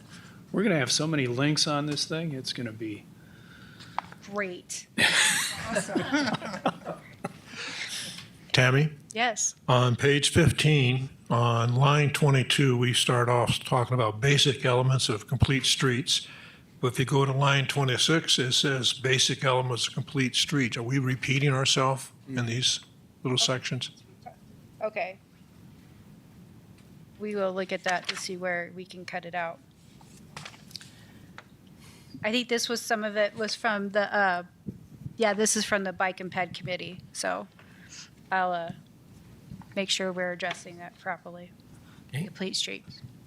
Tammy? As a general course, as I read the strategies, the goals and strategies, it seems to me like we're repeating a lot of the same things and same issues over and over again, saying the same thing with a different paragraph. Perhaps instead of having 11 strategies, we could probably pare that down to maybe 4 or 5 that encompass all these things that are in here. I mean, things like, to me, it seems like strategy 1.4, 1.5, and 1.7 could be combined, by adding another sentence in there. And then the other thing was, I was going to say link, bicycle and pedestrian master plan for the city. Then strategy 1.3, establish a committee to further adoption of complete streets policy. Don't we already have a traffic and bicycle safety committee that would be appropriate for this? And they're the ones that wrote these. So they want to establish another committee other than themselves? A committee of a committee? No. So, yeah, I know we do. Instead of establish a committee, how about utilize a committee? Utilize an existing committee, something like that. I mean, That makes better sense. thank you.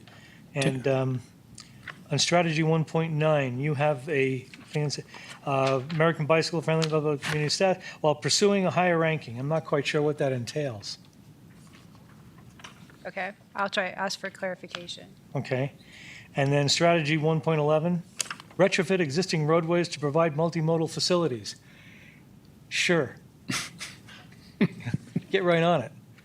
I mean, That's a a couple long range, $100 million, we should be able to take care of what's going on in the city. and that could be a long range goal. They should probably do a study of where first, And the Transportation Committee already does a lot of these things, don't they? Yes. So how about if we just refer to those committees that are already supposed to be doing these things, instead of making this as this is the kind of goal that sort of frustrates everybody with the general plan. It says retrofit existing roadways. It's like, unicorns and rainbows. But it's not anything that's ever going to get utilized. So that was my things on that, and I'm done with that. Following on that, line 35 on page 15, a committee, which we don't know if that's a city committee or volunteers or whatever. So we might want to make that fuzzy statement something a little better defined. Yeah, that's a good catch. There's an existing committee. Yeah, exactly. Yeah, and they're the ones that updated this, so I'll look into that. And then also, Tammy, this is just a typo on page 17. It shows 2 strategy 1.9s. Okay, that could have been me typo. So that means there's 12 strategies under their time. All right, there's 12 strategies, Tom.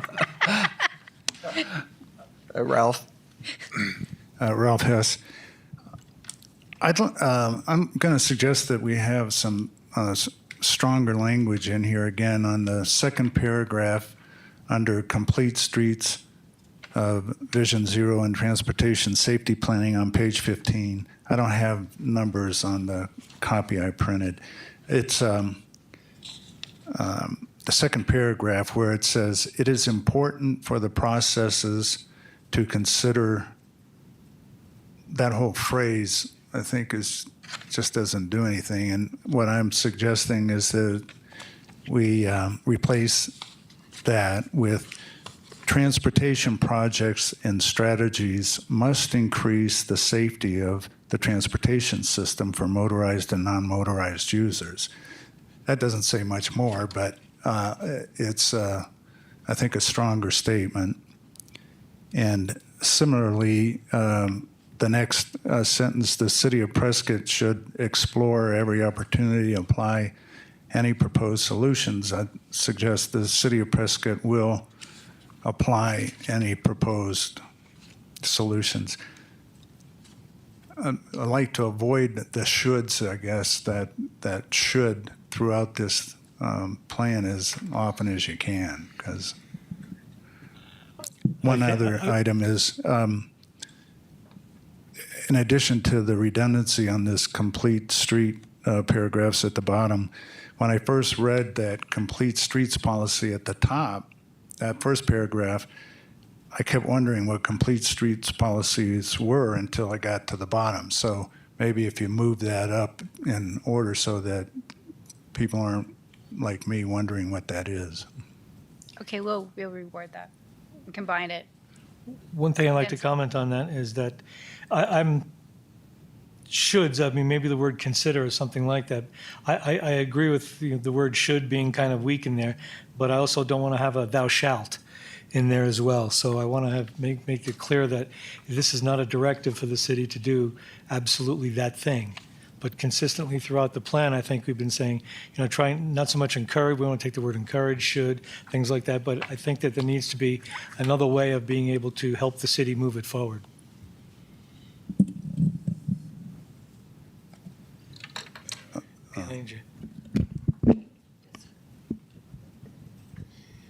In a speech that I gave the PBTAC, I think it's important to understand that you're talking to a guy that's bicycled from Illinois to the Atlantic Ocean. I've probably done 10, 15 centuries, 100-mile, and I was a former cyclist, Category 4 racer. The city can only do so much. We have a police force that's undermanned right now. And one other consideration is the bicyclists need to obey the rules of the road, same as people driving cars. In all fairness to car drivers, it's hard to see a cyclist. When I would bicycle, I'd have every color on my jersey, yellow, red, blue, and they still don't see you. And when I, except for the Saturday morning ride that heads out Iron Springs, when I see people cycling around town, they're just wearing regular clothes like Terry Sapio, Don Michelman. The city can only do so much. There's an awareness that the cyclists have to understand. Cars can't see you. You need to wear colors, and you need to obey the laws of the road. I've been approached by probably 30 residents that complain about cyclists taking up going 3 abreast where they should be in a peloton. That's part of law enforcement, and you can't make the streets keep cyclists from riding 3 abreast. That's law enforcement.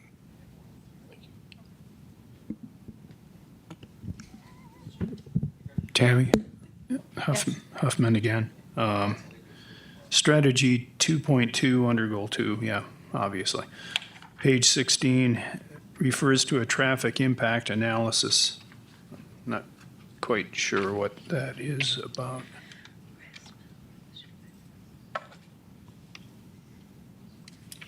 So for every new development pending, requires almost all new developments require a traffic impact analysis to be done by a traffic engineer.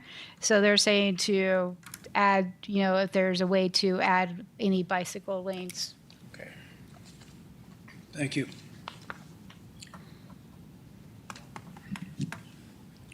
I would like to have something added into here. What Councilman Gambogi was saying, makes some sense. Is that this is not just a one-way street. It's not everybody making themselves, okay for bicyclists to move around. Bicyclists need to address that as well. In some area in here, we have to say that cyclists need to be able to be aware of the rules of the road and what have you. And Jim, you were a cyclist for a while, weren't you? You still are?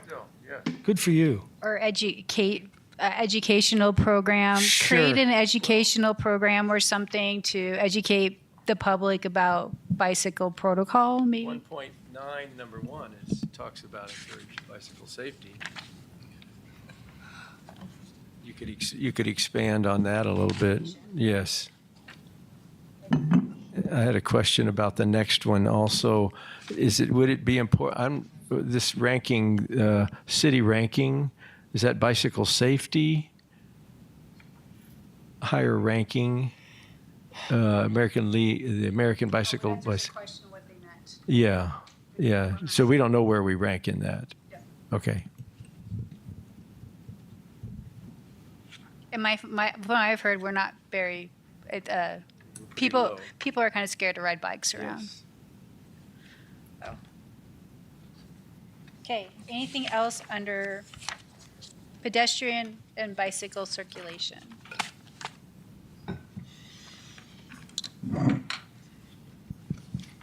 Okay. Dark skies. Yes. Tammy, on line 18, we talk about in some cases light output is measured in watts. Is there other ways with these new bulbs now, you're looking at more looms, I think, than you are watts. Lumens, yeah. I think Lumens. is the right. And with LEDs, we look at color temperature. So Yeah. there's a different ways of gauging that. Is there a way we can incorporate all of that in there, or? So, are you talking about strategy? Where are you looking at? No, I'm looking at line 18 on page 17. About in the middle, it says measure in watts.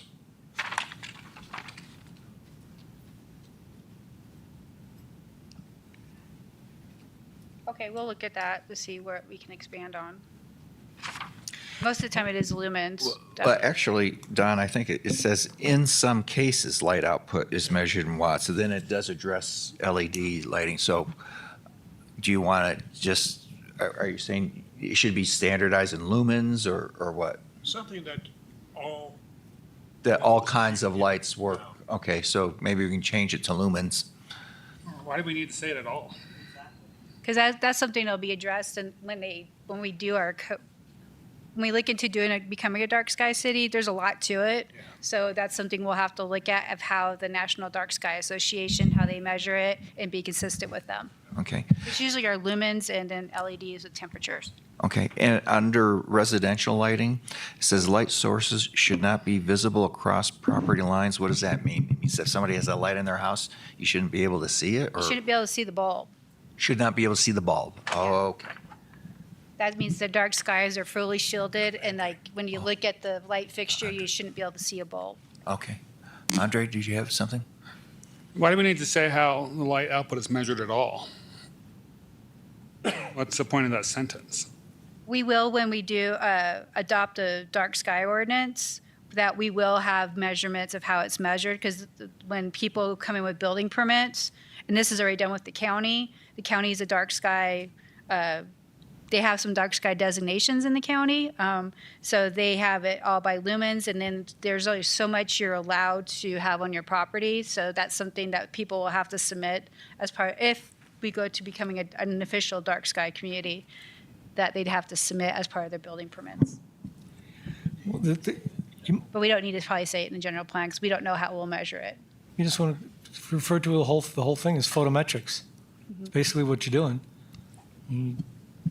JD? J.D. Greenberg, I just wondered if we should add something in there. One of the reasons why we need the dark skies regulations and enforcement. Number one, when we have the observatory up in Flagstaff, we contaminate their view. So that's one thing. And they also, again, the impact on wildlife for lighting that's at night. And I think that if people understood part of the reason why we need these regulations, they'd be more willing to comply. It'll be a huge outreach of education to the public of what it's going to require to be done to become a dark sky community. So there's a huge, yeah. Anything else on dark sky? Nope. Okay. Oh, wait a second.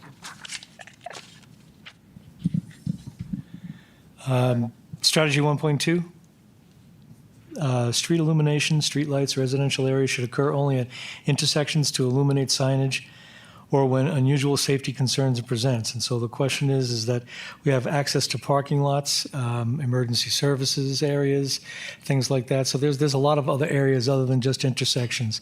So I think that perhaps illumination should occur where appropriate, instead of just specifically saying no, only do it on corners, that kind of thing, because there's a lot more areas other than corners. I'm thinking about getting in and out of the Safeway parking lot on Willow Creek Road. You know, imagine doing that without streetlights at night. Good luck. Okay. So those kinds of things, I think we need to be a little bit more inclusive. Okay. There's a new word. Who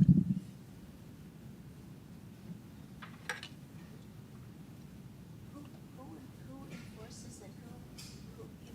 We're understaffed with police. How they aren't going to go out for light? This is, I think, building code, right? No, it'd be code enforcement and zoning.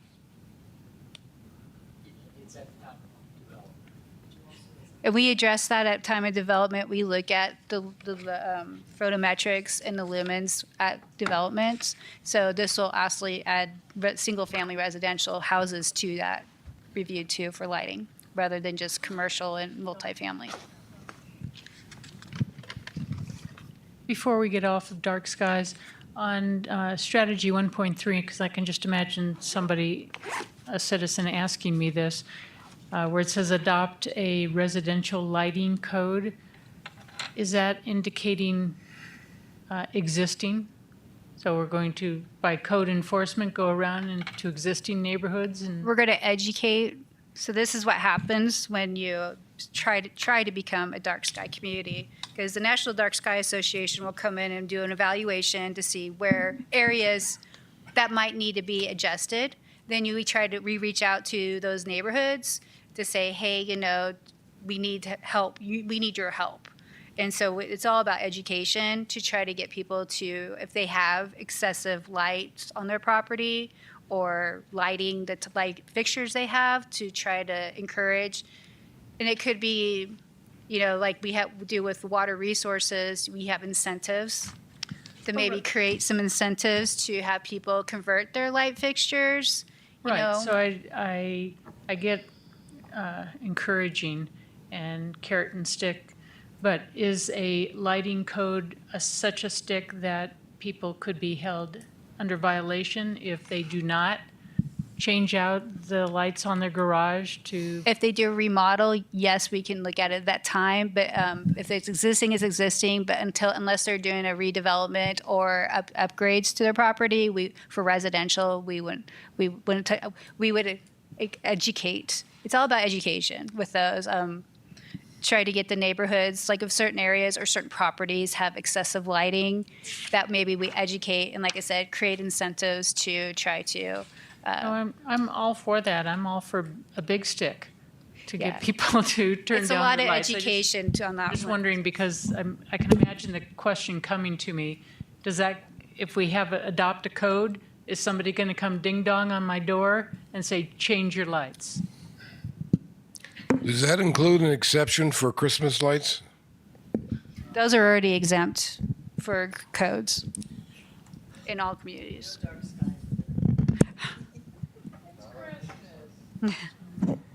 Okay. Anything else in dark skies? Do you have something, Tom? Okay. Tree City USA, this is new.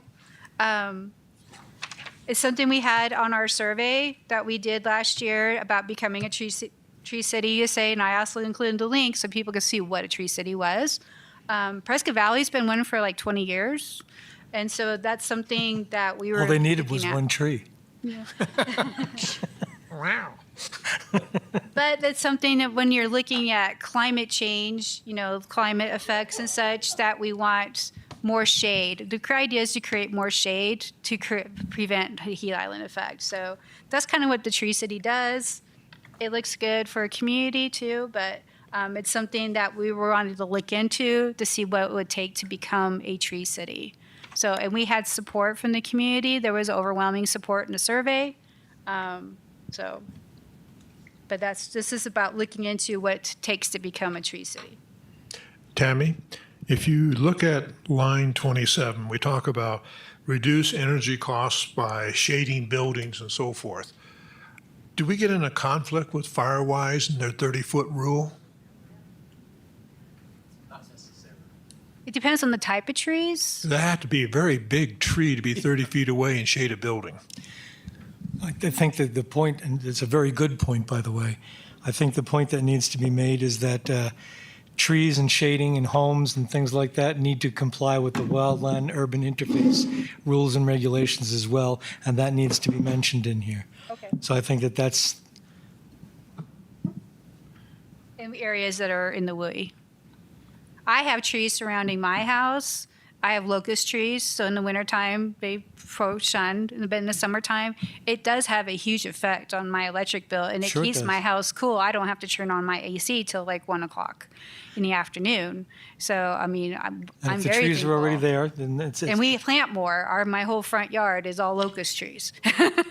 Actually, my whole property. That's why the deer all live in my house, on my property. So,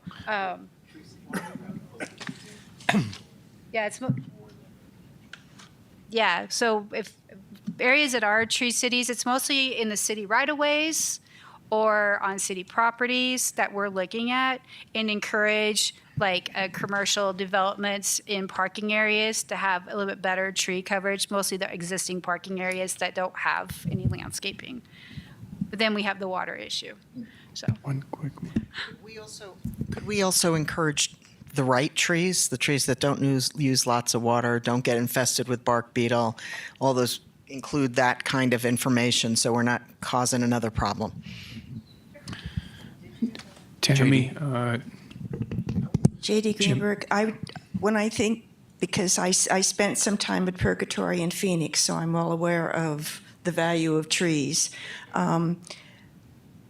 But some of the biggest offenders would be the huge parking lots that we have here, like at the mall, at the college, and even suggesting or encouraging them to have more trees in the parking lot, because I think those are the biggest offenders. And when they redo their parking areas, we make them come in compliance with our current parking code requirements, which does require landscape islands and drought-tolerant trees. That's part of our water policy. Tammy? I hate to say it, but can't we have a shame? Mary, Good luck with that. Encourage, educate. Mary? Mary Frederickson, just a typo on strategy 1.3, expenses rather than expanses, but more significantly in 1.3, the $2 per capita budget that getting this Tree City designation, is that really per capita per individual? $2 per individual within the city limits? So that was something, if you look at the Becoming a Tree City, they have suggestions. And that was one of the suggestions they had to help promote funding to encourage, incentivize. So again, this is encouragement, but not a requirement? Well, it.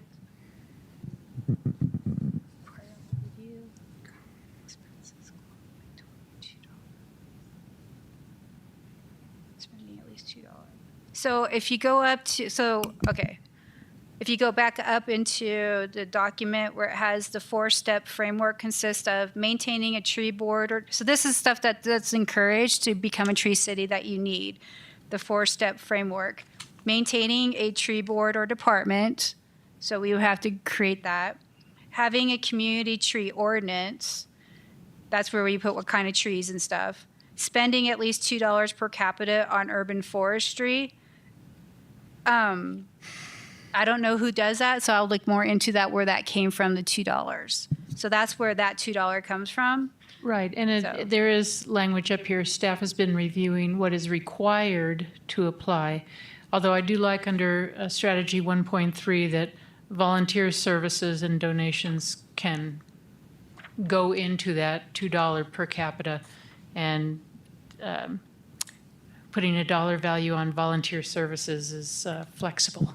Okay. Tammy, just a general question from Huffman. Does any of this actually fit into the green environmental section rather than here? Though this would be separate. Okay, all right. A couple trivial things. On line 21, under Tree City, it should say trees clean our air, not year. Where? I'm sorry. Line 21, change the word year to air. Trees clean our air, not year. And on strategy 1.2, create a public tree care.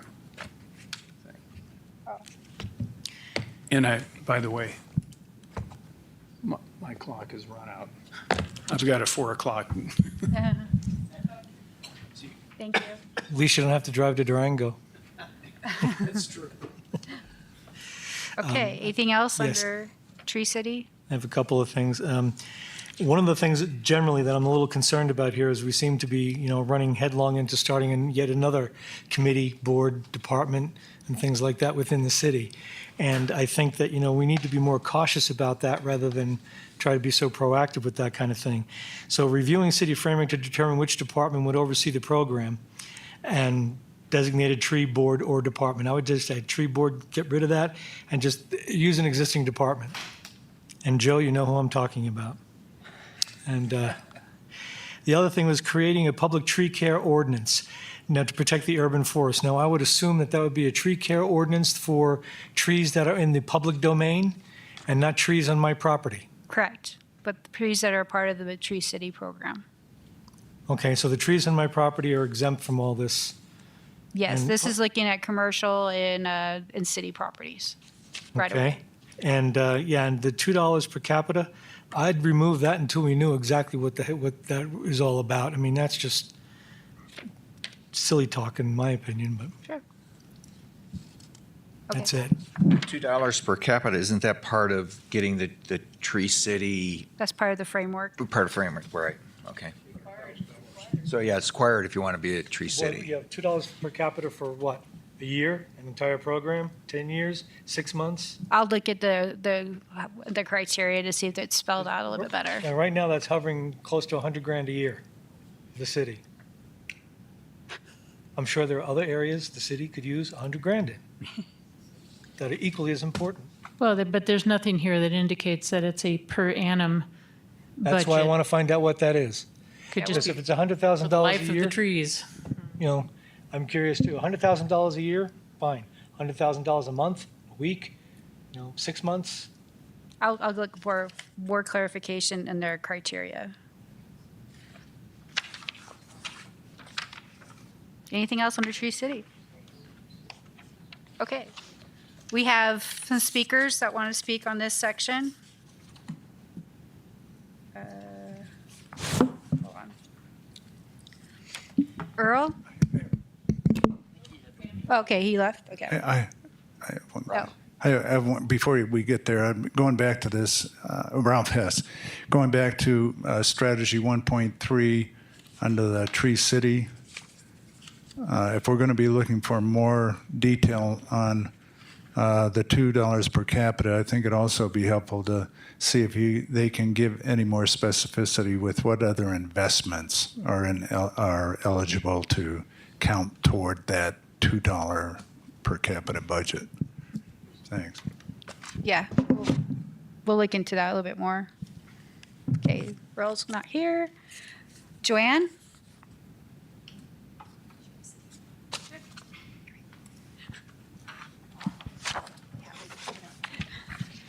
Hi, I'm Joanne Ohlers. I'm representing Save the Dells today. I live on Granite Gardens Drive in Prescott, Arizona. I really appreciate the a new format for the general plan draft. I think it really connects the issues well and weaves the items together into like a story about our city instead of having such isolated chapters as in the past. It's a huge amount of work, and I thank you for everything everyone's done so far.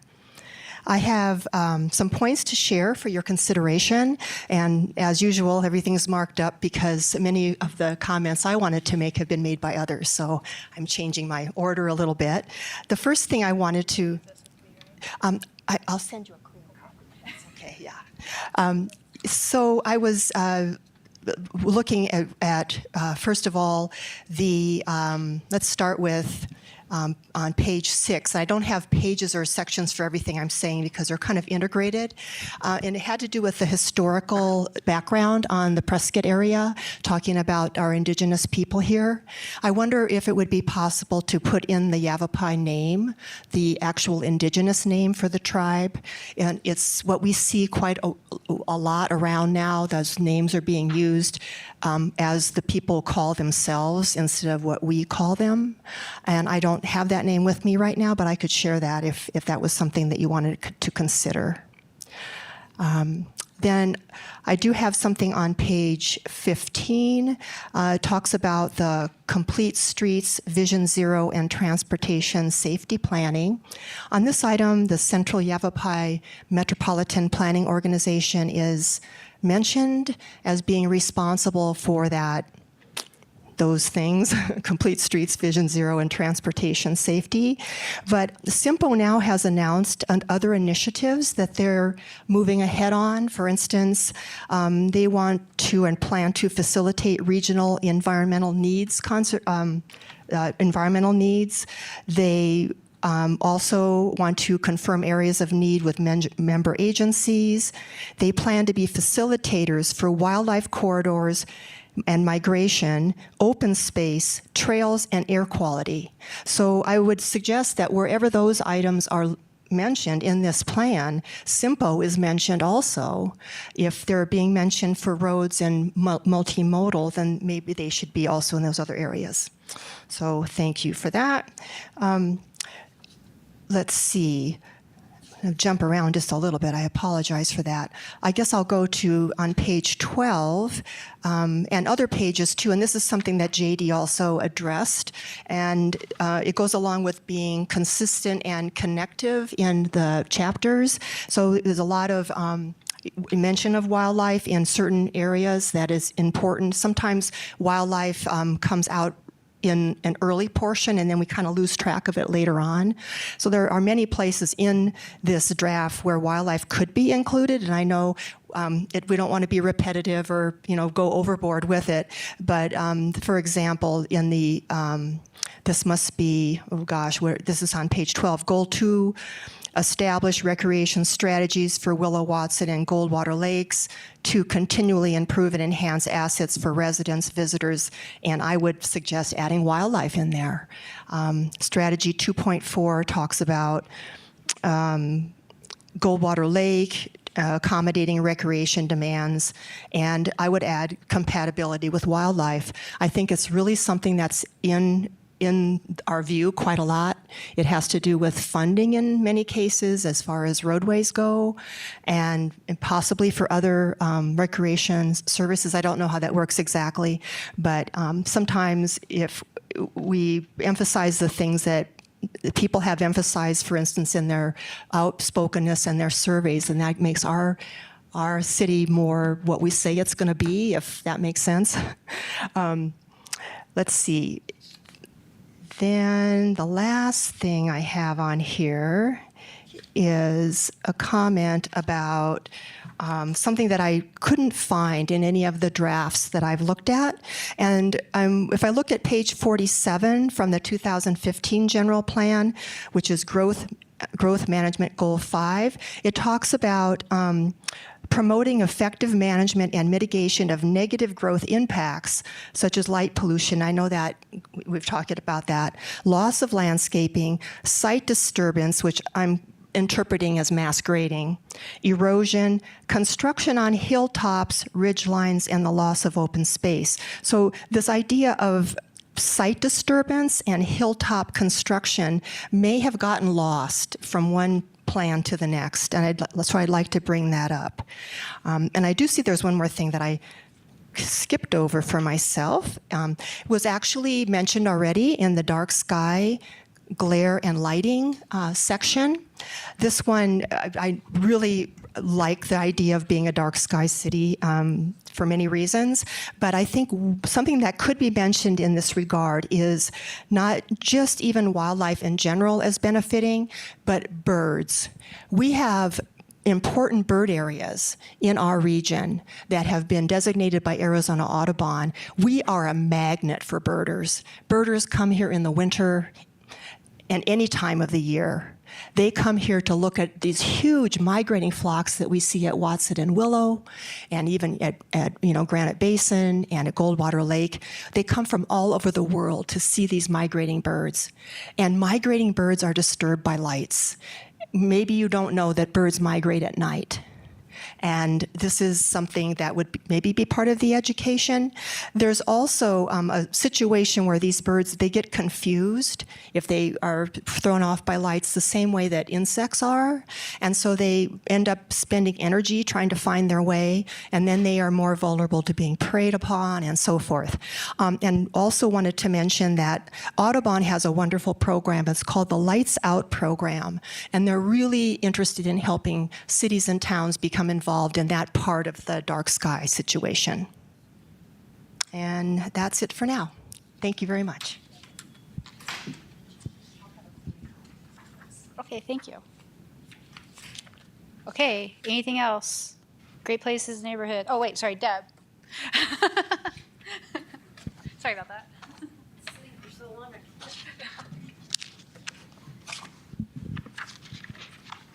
Hi, Deb Thalassides. I live on Meadowbrook Road in Prescott, Arizona. I want to go back. I had a question in my mind on the land use map, and George may be the only person who can answer it. My recollection from the 2015 plan is that the proposed spaces were brought in with the conversion from the county designation to the city designation, not brought in as what they might be. Do you recall, George? For example, the equivalent to the R2 in the city's zoning would have been reflected on that instead of what it might be at some point. I think what she's trying to say is that just what you explained earlier, Tammy, is that this designation is only what they might be. If they're brought in exactly the way they are now. The difference is the difference between land use designation versus zoning. So Yes. when they're brought in, the zoning has to be equivalent by state statute Correct. to whatever the county zoning was when they Correct. first come in. But they get rezoned to something that has to be compatible with the land After they use. go through a rezoning Right, process. If they go through a land use. Okay. No, my question is the 2015 plan actually showed the zoning equivalency and not what it potentially would be in the future. Only within the corporate limits where there is already zoning. Okay, so the exterior, okay. And the reason I'm asking is some of you weren't at the first meetings, but we spent a lot of time on what was legally enforceable with this plan, and the only thing legally enforceable is that map. So I just question how much latitude P&Z would have if they said, oh, no, this isn't going to be mixed use. We're not going to grant that because it needs to be something else. And that's why I thought the 2015 plan didn't change the zoning, but it brought over the equivalent, what would be the equivalent county zoning, and then you go through the P&Z process to get the land use. You would have to do a plan amendment, basically. Still be the same thing. If you look, Microphone. if you look at these, if you look at these areas here, those are all residential right now in the county. Same with this area. I mean, this was proposing what could be, because this was the Great Western Corridor that was proposed. So that's why they put this. But as you see over here, we took it out because we know it's already been developed and there's not going to be commercial out here.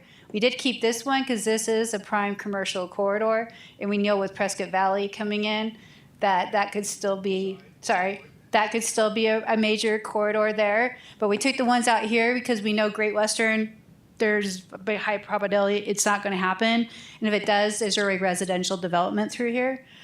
So we were looking at things like that.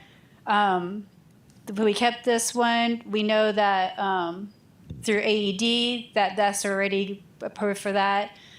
These areas, like I said, for future to be compatible with the surrounding, state land has to be equivalent to what Deep Well Ranch is.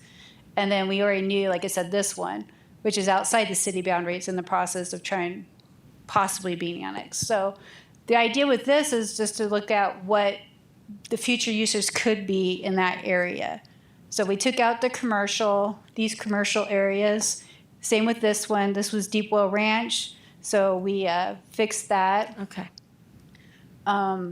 We took off, if you look up in So that's the 2015 map that this you're is a pointing to right 2015. now. Okay. Same with Yavapai Hills. We changed that because in Yavapai Hills for Unit 9, they had commercial and mixed use. And for Unit 9, we know that wasn't happening. It's residential, so we fixed that.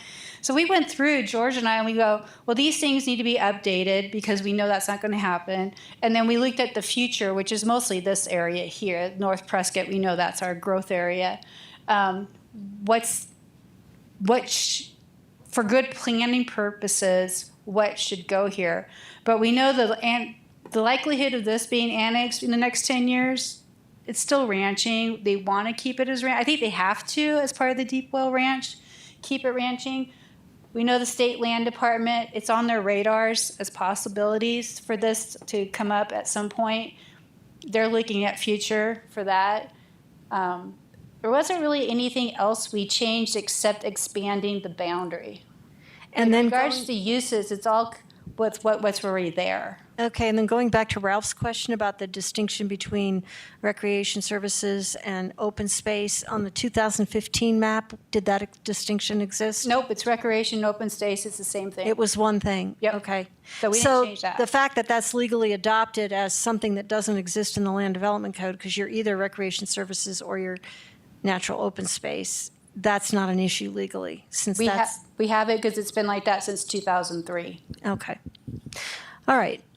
So that was my first two questions. My other question is if the commission would consider another strategy with regards to parks and open space. I went through and looked at all of the city parks, and the assessor's site is either wrong or we have some zoning category problems. And the suggested strategy would be to have the staff or to have the city review review park properties and ensure the correct zoning is applied. As an example, there's only 4 parks that are actually zoned RS, Recreation Services. One of those is Acker, which should be open space because there's no active recreation at Acker. There's 2 parks designated as open space, Strickland, which is in my neighborhood, and Granite Creek. And then you get to all the other parks. You've got Pepper Tree at Single Family 12, Watson Woods Preserve is industrial, Pioneer Park is SPC, Flynn is Single Family 9, and the Fairgrounds is a collection of Single Family 9, business, regional, and multifamily high. So I think for the public to have an assurance that our parks are our parks and our open spaces are open space, the city should go back and make the zoning corrections. Makes sense. Thank you. And Barbara, did you have anything beyond what is Barbara here? No. Okay. I think we're done with that. Warm down. Okay. So next is major plan amendments again. So the last time we discussed about major plan amendments, there was only one thing that was changed, and that was on the second page where instead of homes within, I think it was a quarter mile, homes within a half mile. Member Ralph sent some suggestions. So my understanding in looking at the suggestions that were proposed is that basically that any property that comes through, and just make sure I'm understanding this right, Ralph, that what you're suggesting is that any property that comes in and asks for a rezoning, that if they are not, no matter what size the property, that if they are not consistent with the proposed land use map, that it would be a major plan amendment. So as a reminder, major plan amendments, they used to occur only once a year. State law changed that, I think last year, the year before, and us as planners were trying to fight that because it kind of waters down the Growing Smarter legislature. So the idea was that when a major plan amendments, they were all heard once a year to look at how it impacts the city as a whole. But now they can be processed any time of year. They still require a 60-day comment period, and they still require a supermajority vote from council, but they be heard any time of year. So my understanding from Ralph's suggestions, like I said, make sure that basically any project that comes through for rezoning, if it's not in compliance with the map, you want it to be a major plan amendment. Is that basically, no matter what size? Actually, I'm taking. That's why I want to make sure I'm understanding. Okay, here's Ralph Hess. Yeah, no, what I've circulated was what I thought would be a cleaner version of me just marking up the current major plan amendment provision that was in the 2015 plan. But I'm slightly changing in my proposal, I'm slightly changing that paragraph number 1 to read that any change of the land use map, and I'm making another change. Whenever I look at this thing, I'm going to probably make another change. Any change on the land use map from residential designation to any other designation, from a commercial designation to a residential or mixed-use designation, from a mixed-use designation to a residential or commercial designation, from a recreation space designation to any other designation other than open space, or from open space designation to any other designation. Much of that is in that paragraph A1 of the 2015 plan. So I've modified it a bit, but it's essentially not much different. And then what I'm suggesting is that you then go down to where you have the table of under B of the 2015 plan and just insert it in under paragraph 1. Leave that table. The only difference being take out recreation under open space, because recreation space, as we've been discussing, is a different designation under the Land Development Code. And then under the other amendment I made is under paragraph 2, the general plan text amendments that change existing guiding principles, goals, or strategies. Text amendments that are merely illustrative with existing goals, objectives, or policies are deemed to not be major plan amendments. And I didn't see any need for a C or D because all those of the 2015 plan, because all it does is say a couple of things that are not major plan amendments. So it seems superfluous. And I am suggesting taking out any of the reference to the size of the project or the number of homes in proximity to the project, because if you're changing as the statute requires, if you're making any substantial alteration of the municipality's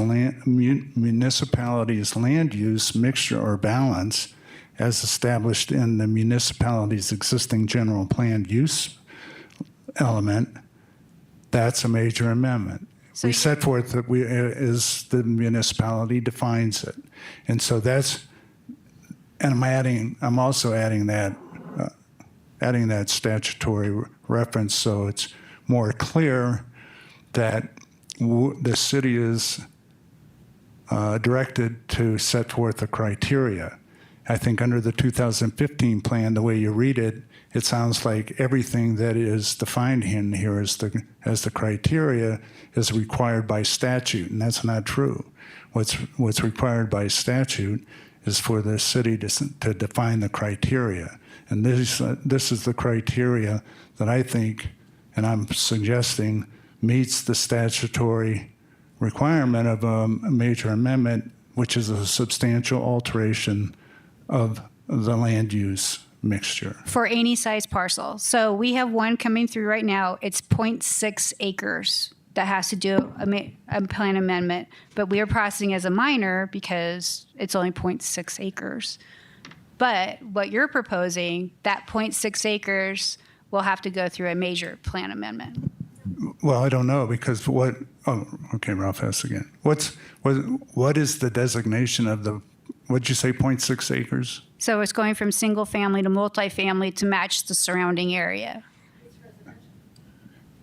Yeah, it's residential. It doesn't matter though, because you're changing it from single family residential to multifamily high density. That's a plan amendment. That's an amendment to the plan for the land use map, because we're changing the land use map for the zoning, because it's a rezoning request. What you're suggesting is any change in it that would be considered a major amendment. I'm not. Okay. What I'm saying is any change from a residential designation to any other designation. It sounds like what you're describing for the 0.6 acres, it's being changed from one residential designation to a different residential designation. And that's not what I'm saying here. Okay. Well, the criteria that you're putting out there, the reason for this criteria is to be able to make that distinction. I mean, you can make a distinction. I could think of a number of examples where that 0.6 acres might have been commercial, and now it's going to go to residential. You know, boom, that's a problem, and it's 0.6 acres. Generally, I guess the problem here, what I'm trying to figure out, Ralph, where you're coming from, what's broken? What is broken in this, and what has to be fixed? If you look, what I'm saying is broken with not quite as specificity that I have in here because I don't want to read the whole thing again. But the difference is the size of the project and the proximity of other buildings or residences to it, to me, are not relevant. And so the difference is you're taking out the size of the project, and that's not relevant to the criteria of whether it's a substantial alteration of the land use mixture or balance. Well, it seems to me that what we have here defines what a substantial difference is. That's what that criteria is doing. It's defining what that substantial difference is. And, you know, to take away some of these things, I guess the question comes up again, has there been a problem with this criteria over the past, 10 years, 15 years? Well, this was in the 2003 plan too, and So 20 there's years? never been a problem. So in 20 years, we haven't had any issue with this. No. Well, this is, Rob Hess again, the reason we haven't had any issue is because there's never been a major plan amendment.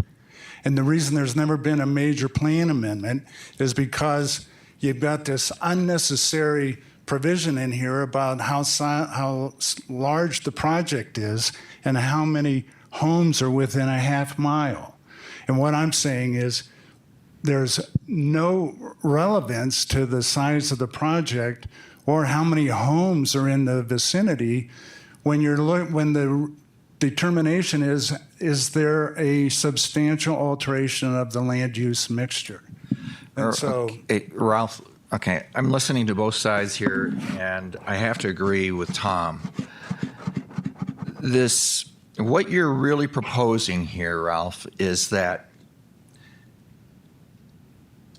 by changing the size criteria, basically you're making every change to the land use map a major change to the general plan, regardless of size or regardless of how close it is to any houses.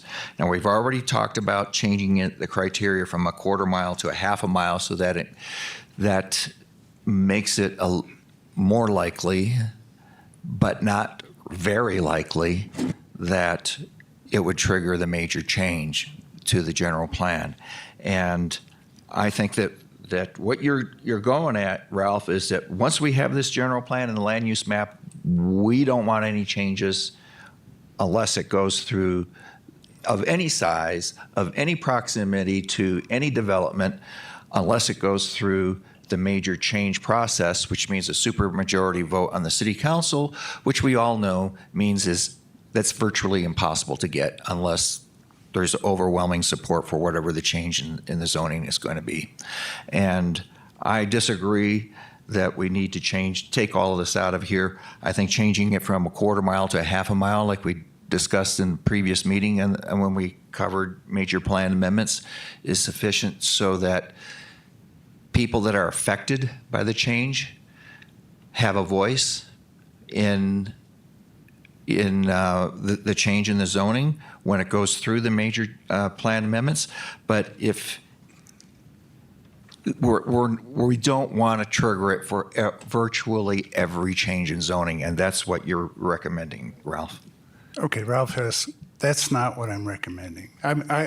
It's fine if members disagree with me, but if the disagreement's based on misinformation, I won't need to correct that misinformation. I'll try to explain it a different way.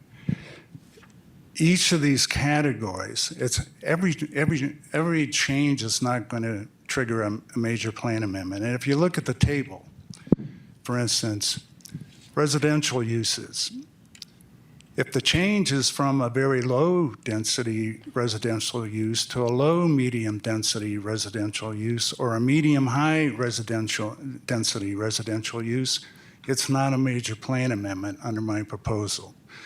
If it's a commercial use that is changed to a commercial employment land use or to a commercial recreation, which I guess we don't have any, so that's not relevant, or to an industrial use, it's not a major plan amendment.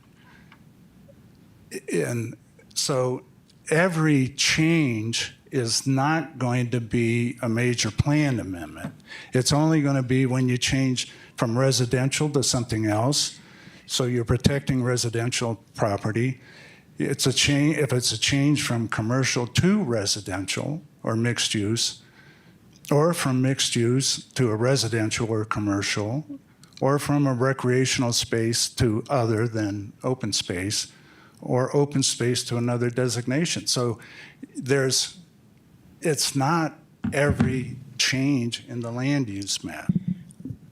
I think I understand. Pretty darn close. Well, the problem comes in, yeah, pretty darn close. But the problem comes in is that not all the land in the city of Prescott is zoned for its highest and best use at this particular point. I mean, there's a lot of old zoning designations throughout the downtown area where it's commercial, but yet it's residential. So if I want to convert that from one to the other, I have to go through a major plan amendment. And that's even for my lot. That's 50 feet wide by 75 feet deep. So I think that there are a number of those kinds of issues that have to go through here where, no, what you're proposing, in my opinion, is a bureaucratic nightmare. Right. I agree with Tom, and I appreciate what you're after, Ralph, but I think that this would be burdensome to everybody that wants to get any kind of change of any kind, and I greatly disagree with what you're proposing, Ralph. Tammy, if a item has to have a supermajority of the city council to approve it for a major plan thing, does that mean that planning and zoning have to have a supermajority too? No, it's just the city council. Okay.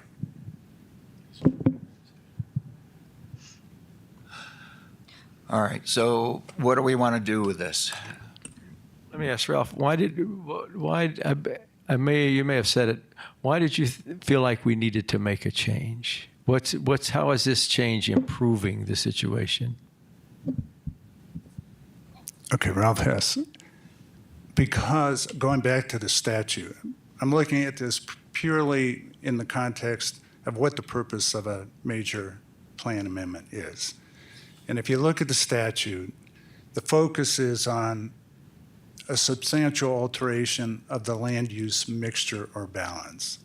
It doesn't refer to sizes of the projects, doesn't refer to the proximity of homes to a project.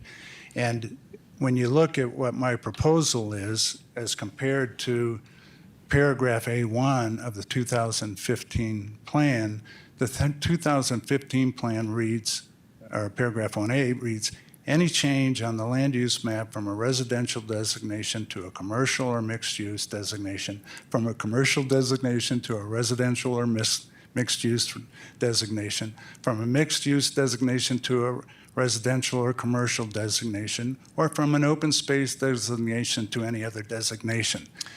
Do you see the similar? I know, and then it says according to these other the following instances. Right, but those are all sizes of the project and number of proximities. That's not from the statute. That's from the 2015 plan. And that was for the city of Prescott to come up with. Let me finish my answer to the question that's been posed to me.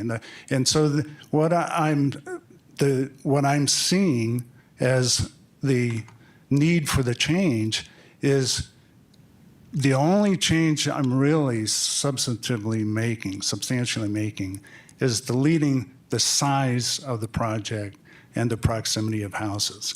Because, in my view, those have nothing to do with the statutory provision that says the substantial change to the municipality's land use mixture or balance. So there's the size and the proximity of other houses doesn't relate to the mixture or balance established by the plan. Ralph, actually it does, because when it says substantially changes, all this stuff that you want to take out is essentially defining what a substantial change is. And by taking it out, that we no longer have substantial changes. It's virtually any change. So Again, okay, I don't want to beat this horse to death, but the thing is, the substantial changes are the changes in the land use designations, residential designation to commercial. Sure, and okay, go ahead. It's also the size of them. Ralph, come on. I mean, if I take a little residential lot that's downtown right now that is zoned residential and really should be a commercial lot because it's on a major roadway, there's a lot of that stuff going on around town. You're telling me that has to go through a supermajority vote of the city council? That is not a substantial change. I think the reason that they used the word substantial in the legislation was so that each criteria, each city, each urban area would be able to define its own definition of what substantial means. And that's what the city of Prescott did with this, is they defined what they think substantial is.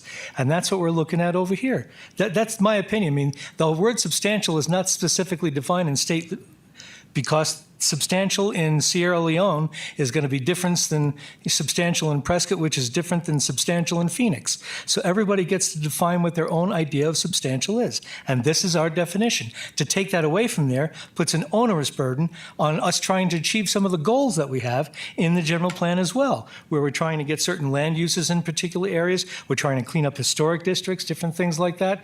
This thing just flies in the face of making it more onerous.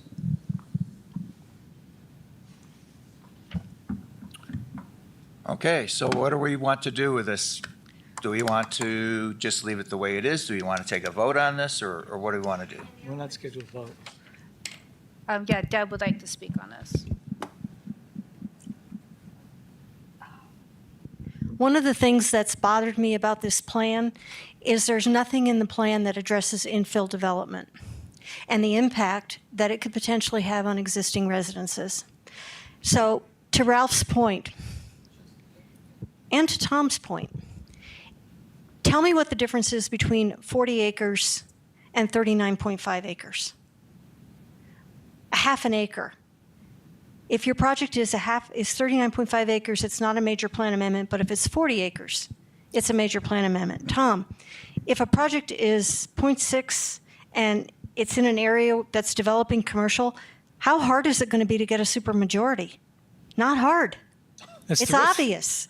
And it's the rest of the process. And yes, it is going to be hard. Yes. I disagree with you 100%. Yes. If you're a half a mile, if you're 3/4 of a mile from lights, traffic, and noise, or a half a mile, where's the empirical data that says that's going to be a change? I'm going to take my neighborhood as an example. Someone decides they want to develop Strickland Park, for God's sakes, and they put tennis courts there with a bunch of lights. That's going to affect us, and that's going to require a change in zoning. So you've got people who move here, people who live here, and I've watched most P&Z meetings and a lot of council meetings, and a lot of the fighting is about infill development. So if this isn't how we figure out how to deal with the frustrations, or to give people who invest in this community some assurance that they have some protection for their property, it's got to be put somewhere. If you don't want to deal with the major plan amendment piece, and I do agree with Ralph, the numbers are arbitrary. I don't know how you get to numbers that aren't arbitrary. But how do you protect people who invest? Many of us are retirement investment. We're not buying another house. This is it. It's the last house. I fully appreciate that. And you guys are getting a lot of flack on P&Z for stuff like that. So how are we going to deal with infill development? This plan doesn't address it. And I think that's, you bring up a good point. So what you're saying is that by making this general plan unchangeable, essentially, that's going to address the issue. And there's already quite a significant process that goes into place. Like, for instance, let's use Strickland Park as an example. If somebody wanted to redevelop that for something else, there's a whole redevelopment process that they have to go through in submitting their plans to the city. The staff has to review those plans. The staff then, if there's a rezoning in place, starts doing the public notices for the Planning and Zoning Commission. So this whole process that's already in place, you're saying is irrelevant? No, I'm saying, it's not enough. And with regards to you're saying it's not enough? It's not enough, not to protect residents. Okay. That's the problem. I think P&Z, you guys don't have to have a supermajority. It just goes. It doesn't put any additional burden on you. And we also don't make decisions. It puts the burden on the people that we elect. We also don't make decisions. We try to, P&Z makes no decisions, zero decisions. Right, you What we do recommend. is we develop information, criteria, and vet something in order to be able to have the people who do make the decisions, the city council, to have them have complete information, or as complete information as we can possibly give them, in order for them to be able to make an appropriate decision. That's our role in P&Z. And that's what we're supposed to be doing. And that's all we're supposed to be doing. Understood. And that wouldn't change under this. But there would be some protection. Yes, it would. Because you're saying it would require then a supermajority vote of the council to make the Correct. change. When right now it does not, and I don't think that's appropriate. I think we have plenty of protections in here, and every change in zoning should not require a supermajority It vote of won't the be council. every change in zoning. It won't be. If it's residential, I mean, you could build multifamily and it wouldn't, residential is residential. It's a different use intensity. But anyway, thank you for listening. So let me ask Ralph another question. Why did the state statutes, why didn't they have something more complicated like we've made in the city? Why did they keep it simple? And there must have been some thought into that. Ralph Hess, I'm never going to try to guess what the state legislature's intent is, even if you look at the legislative history. But I think the good thing is that they leave it to the local communities to decide what the criteria is going to be that the municipality is going to define for its specific conditions. I mean, Prescott's going to be different than Tempe. There's going to be, and Tucson's going to be different than probably Oro Valley. I mean, so the municipality should be able to define the criteria by which they're going to establish major plan amendments. And that's what the 2015 plan did, the 2003 general plan for Prescott. That's what the 2025 general plan for Prescott is going to do. And the reason I brought this forward is I thought, and I still think, this is a better definition of a major general plan amendment than the thing that just the only major difference being the size of the parcel and the number of homes in proximity to it. This is, to me, a more definitive plan. And it meets the statute more clearly. So to maybe help clarify it, maybe, is there an acreage? If we took out, how many dwelling units and it was just an acreage, is there an acreage allowance that you may be comfortable with, like 5, 10? I mean, if we're looking at infill, it's mostly infill development we're looking at. Is there a acreage, like a 40 acres or something that you may feel comfortable? Ralph Hess, no, because that would be a difference in degree, not a difference in kind. And what I see is the statutory requirement would be met and safely and protect the properties under the land use plan under what I'm proposing.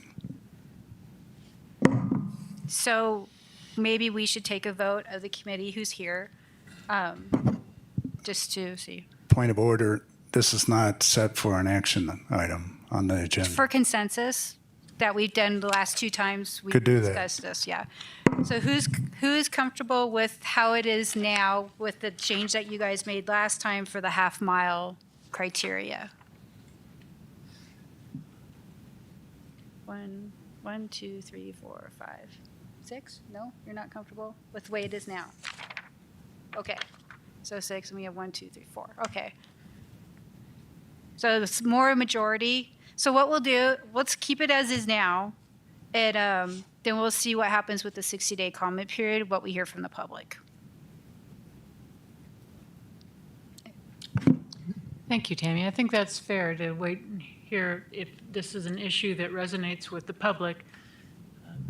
So I think that's a fair compromise. And with the reformatting of the plan, we'll work with the consultants on figuring out a better way to show this where it might be a little bit more easier to read. Okay? Okay. So we have 2 meetings next month. So I will be working on getting all these edits done that you guys have brought up. And then we'll be sending it out to make copies. And then I'll let you know when they're ready and that we can either mail them to you or we can have them set where you can come by and pick them up. So I'll send an email out that it's ready and how to pick it up. And then we'll meeting July 17th and the 31st, just to go through that last version to make sure we adjust everything. Is there any progress on the open house for the public? No, we're not there yet. Yes, Ralph. Ralph Hess. Yeah, are both those meetings at 2 o'clock again? Yes. I've forgotten. They're Wednesdays at 2 in this room. So Wednesday, the 17th, and Wednesday, the 31st of July, both. Yep.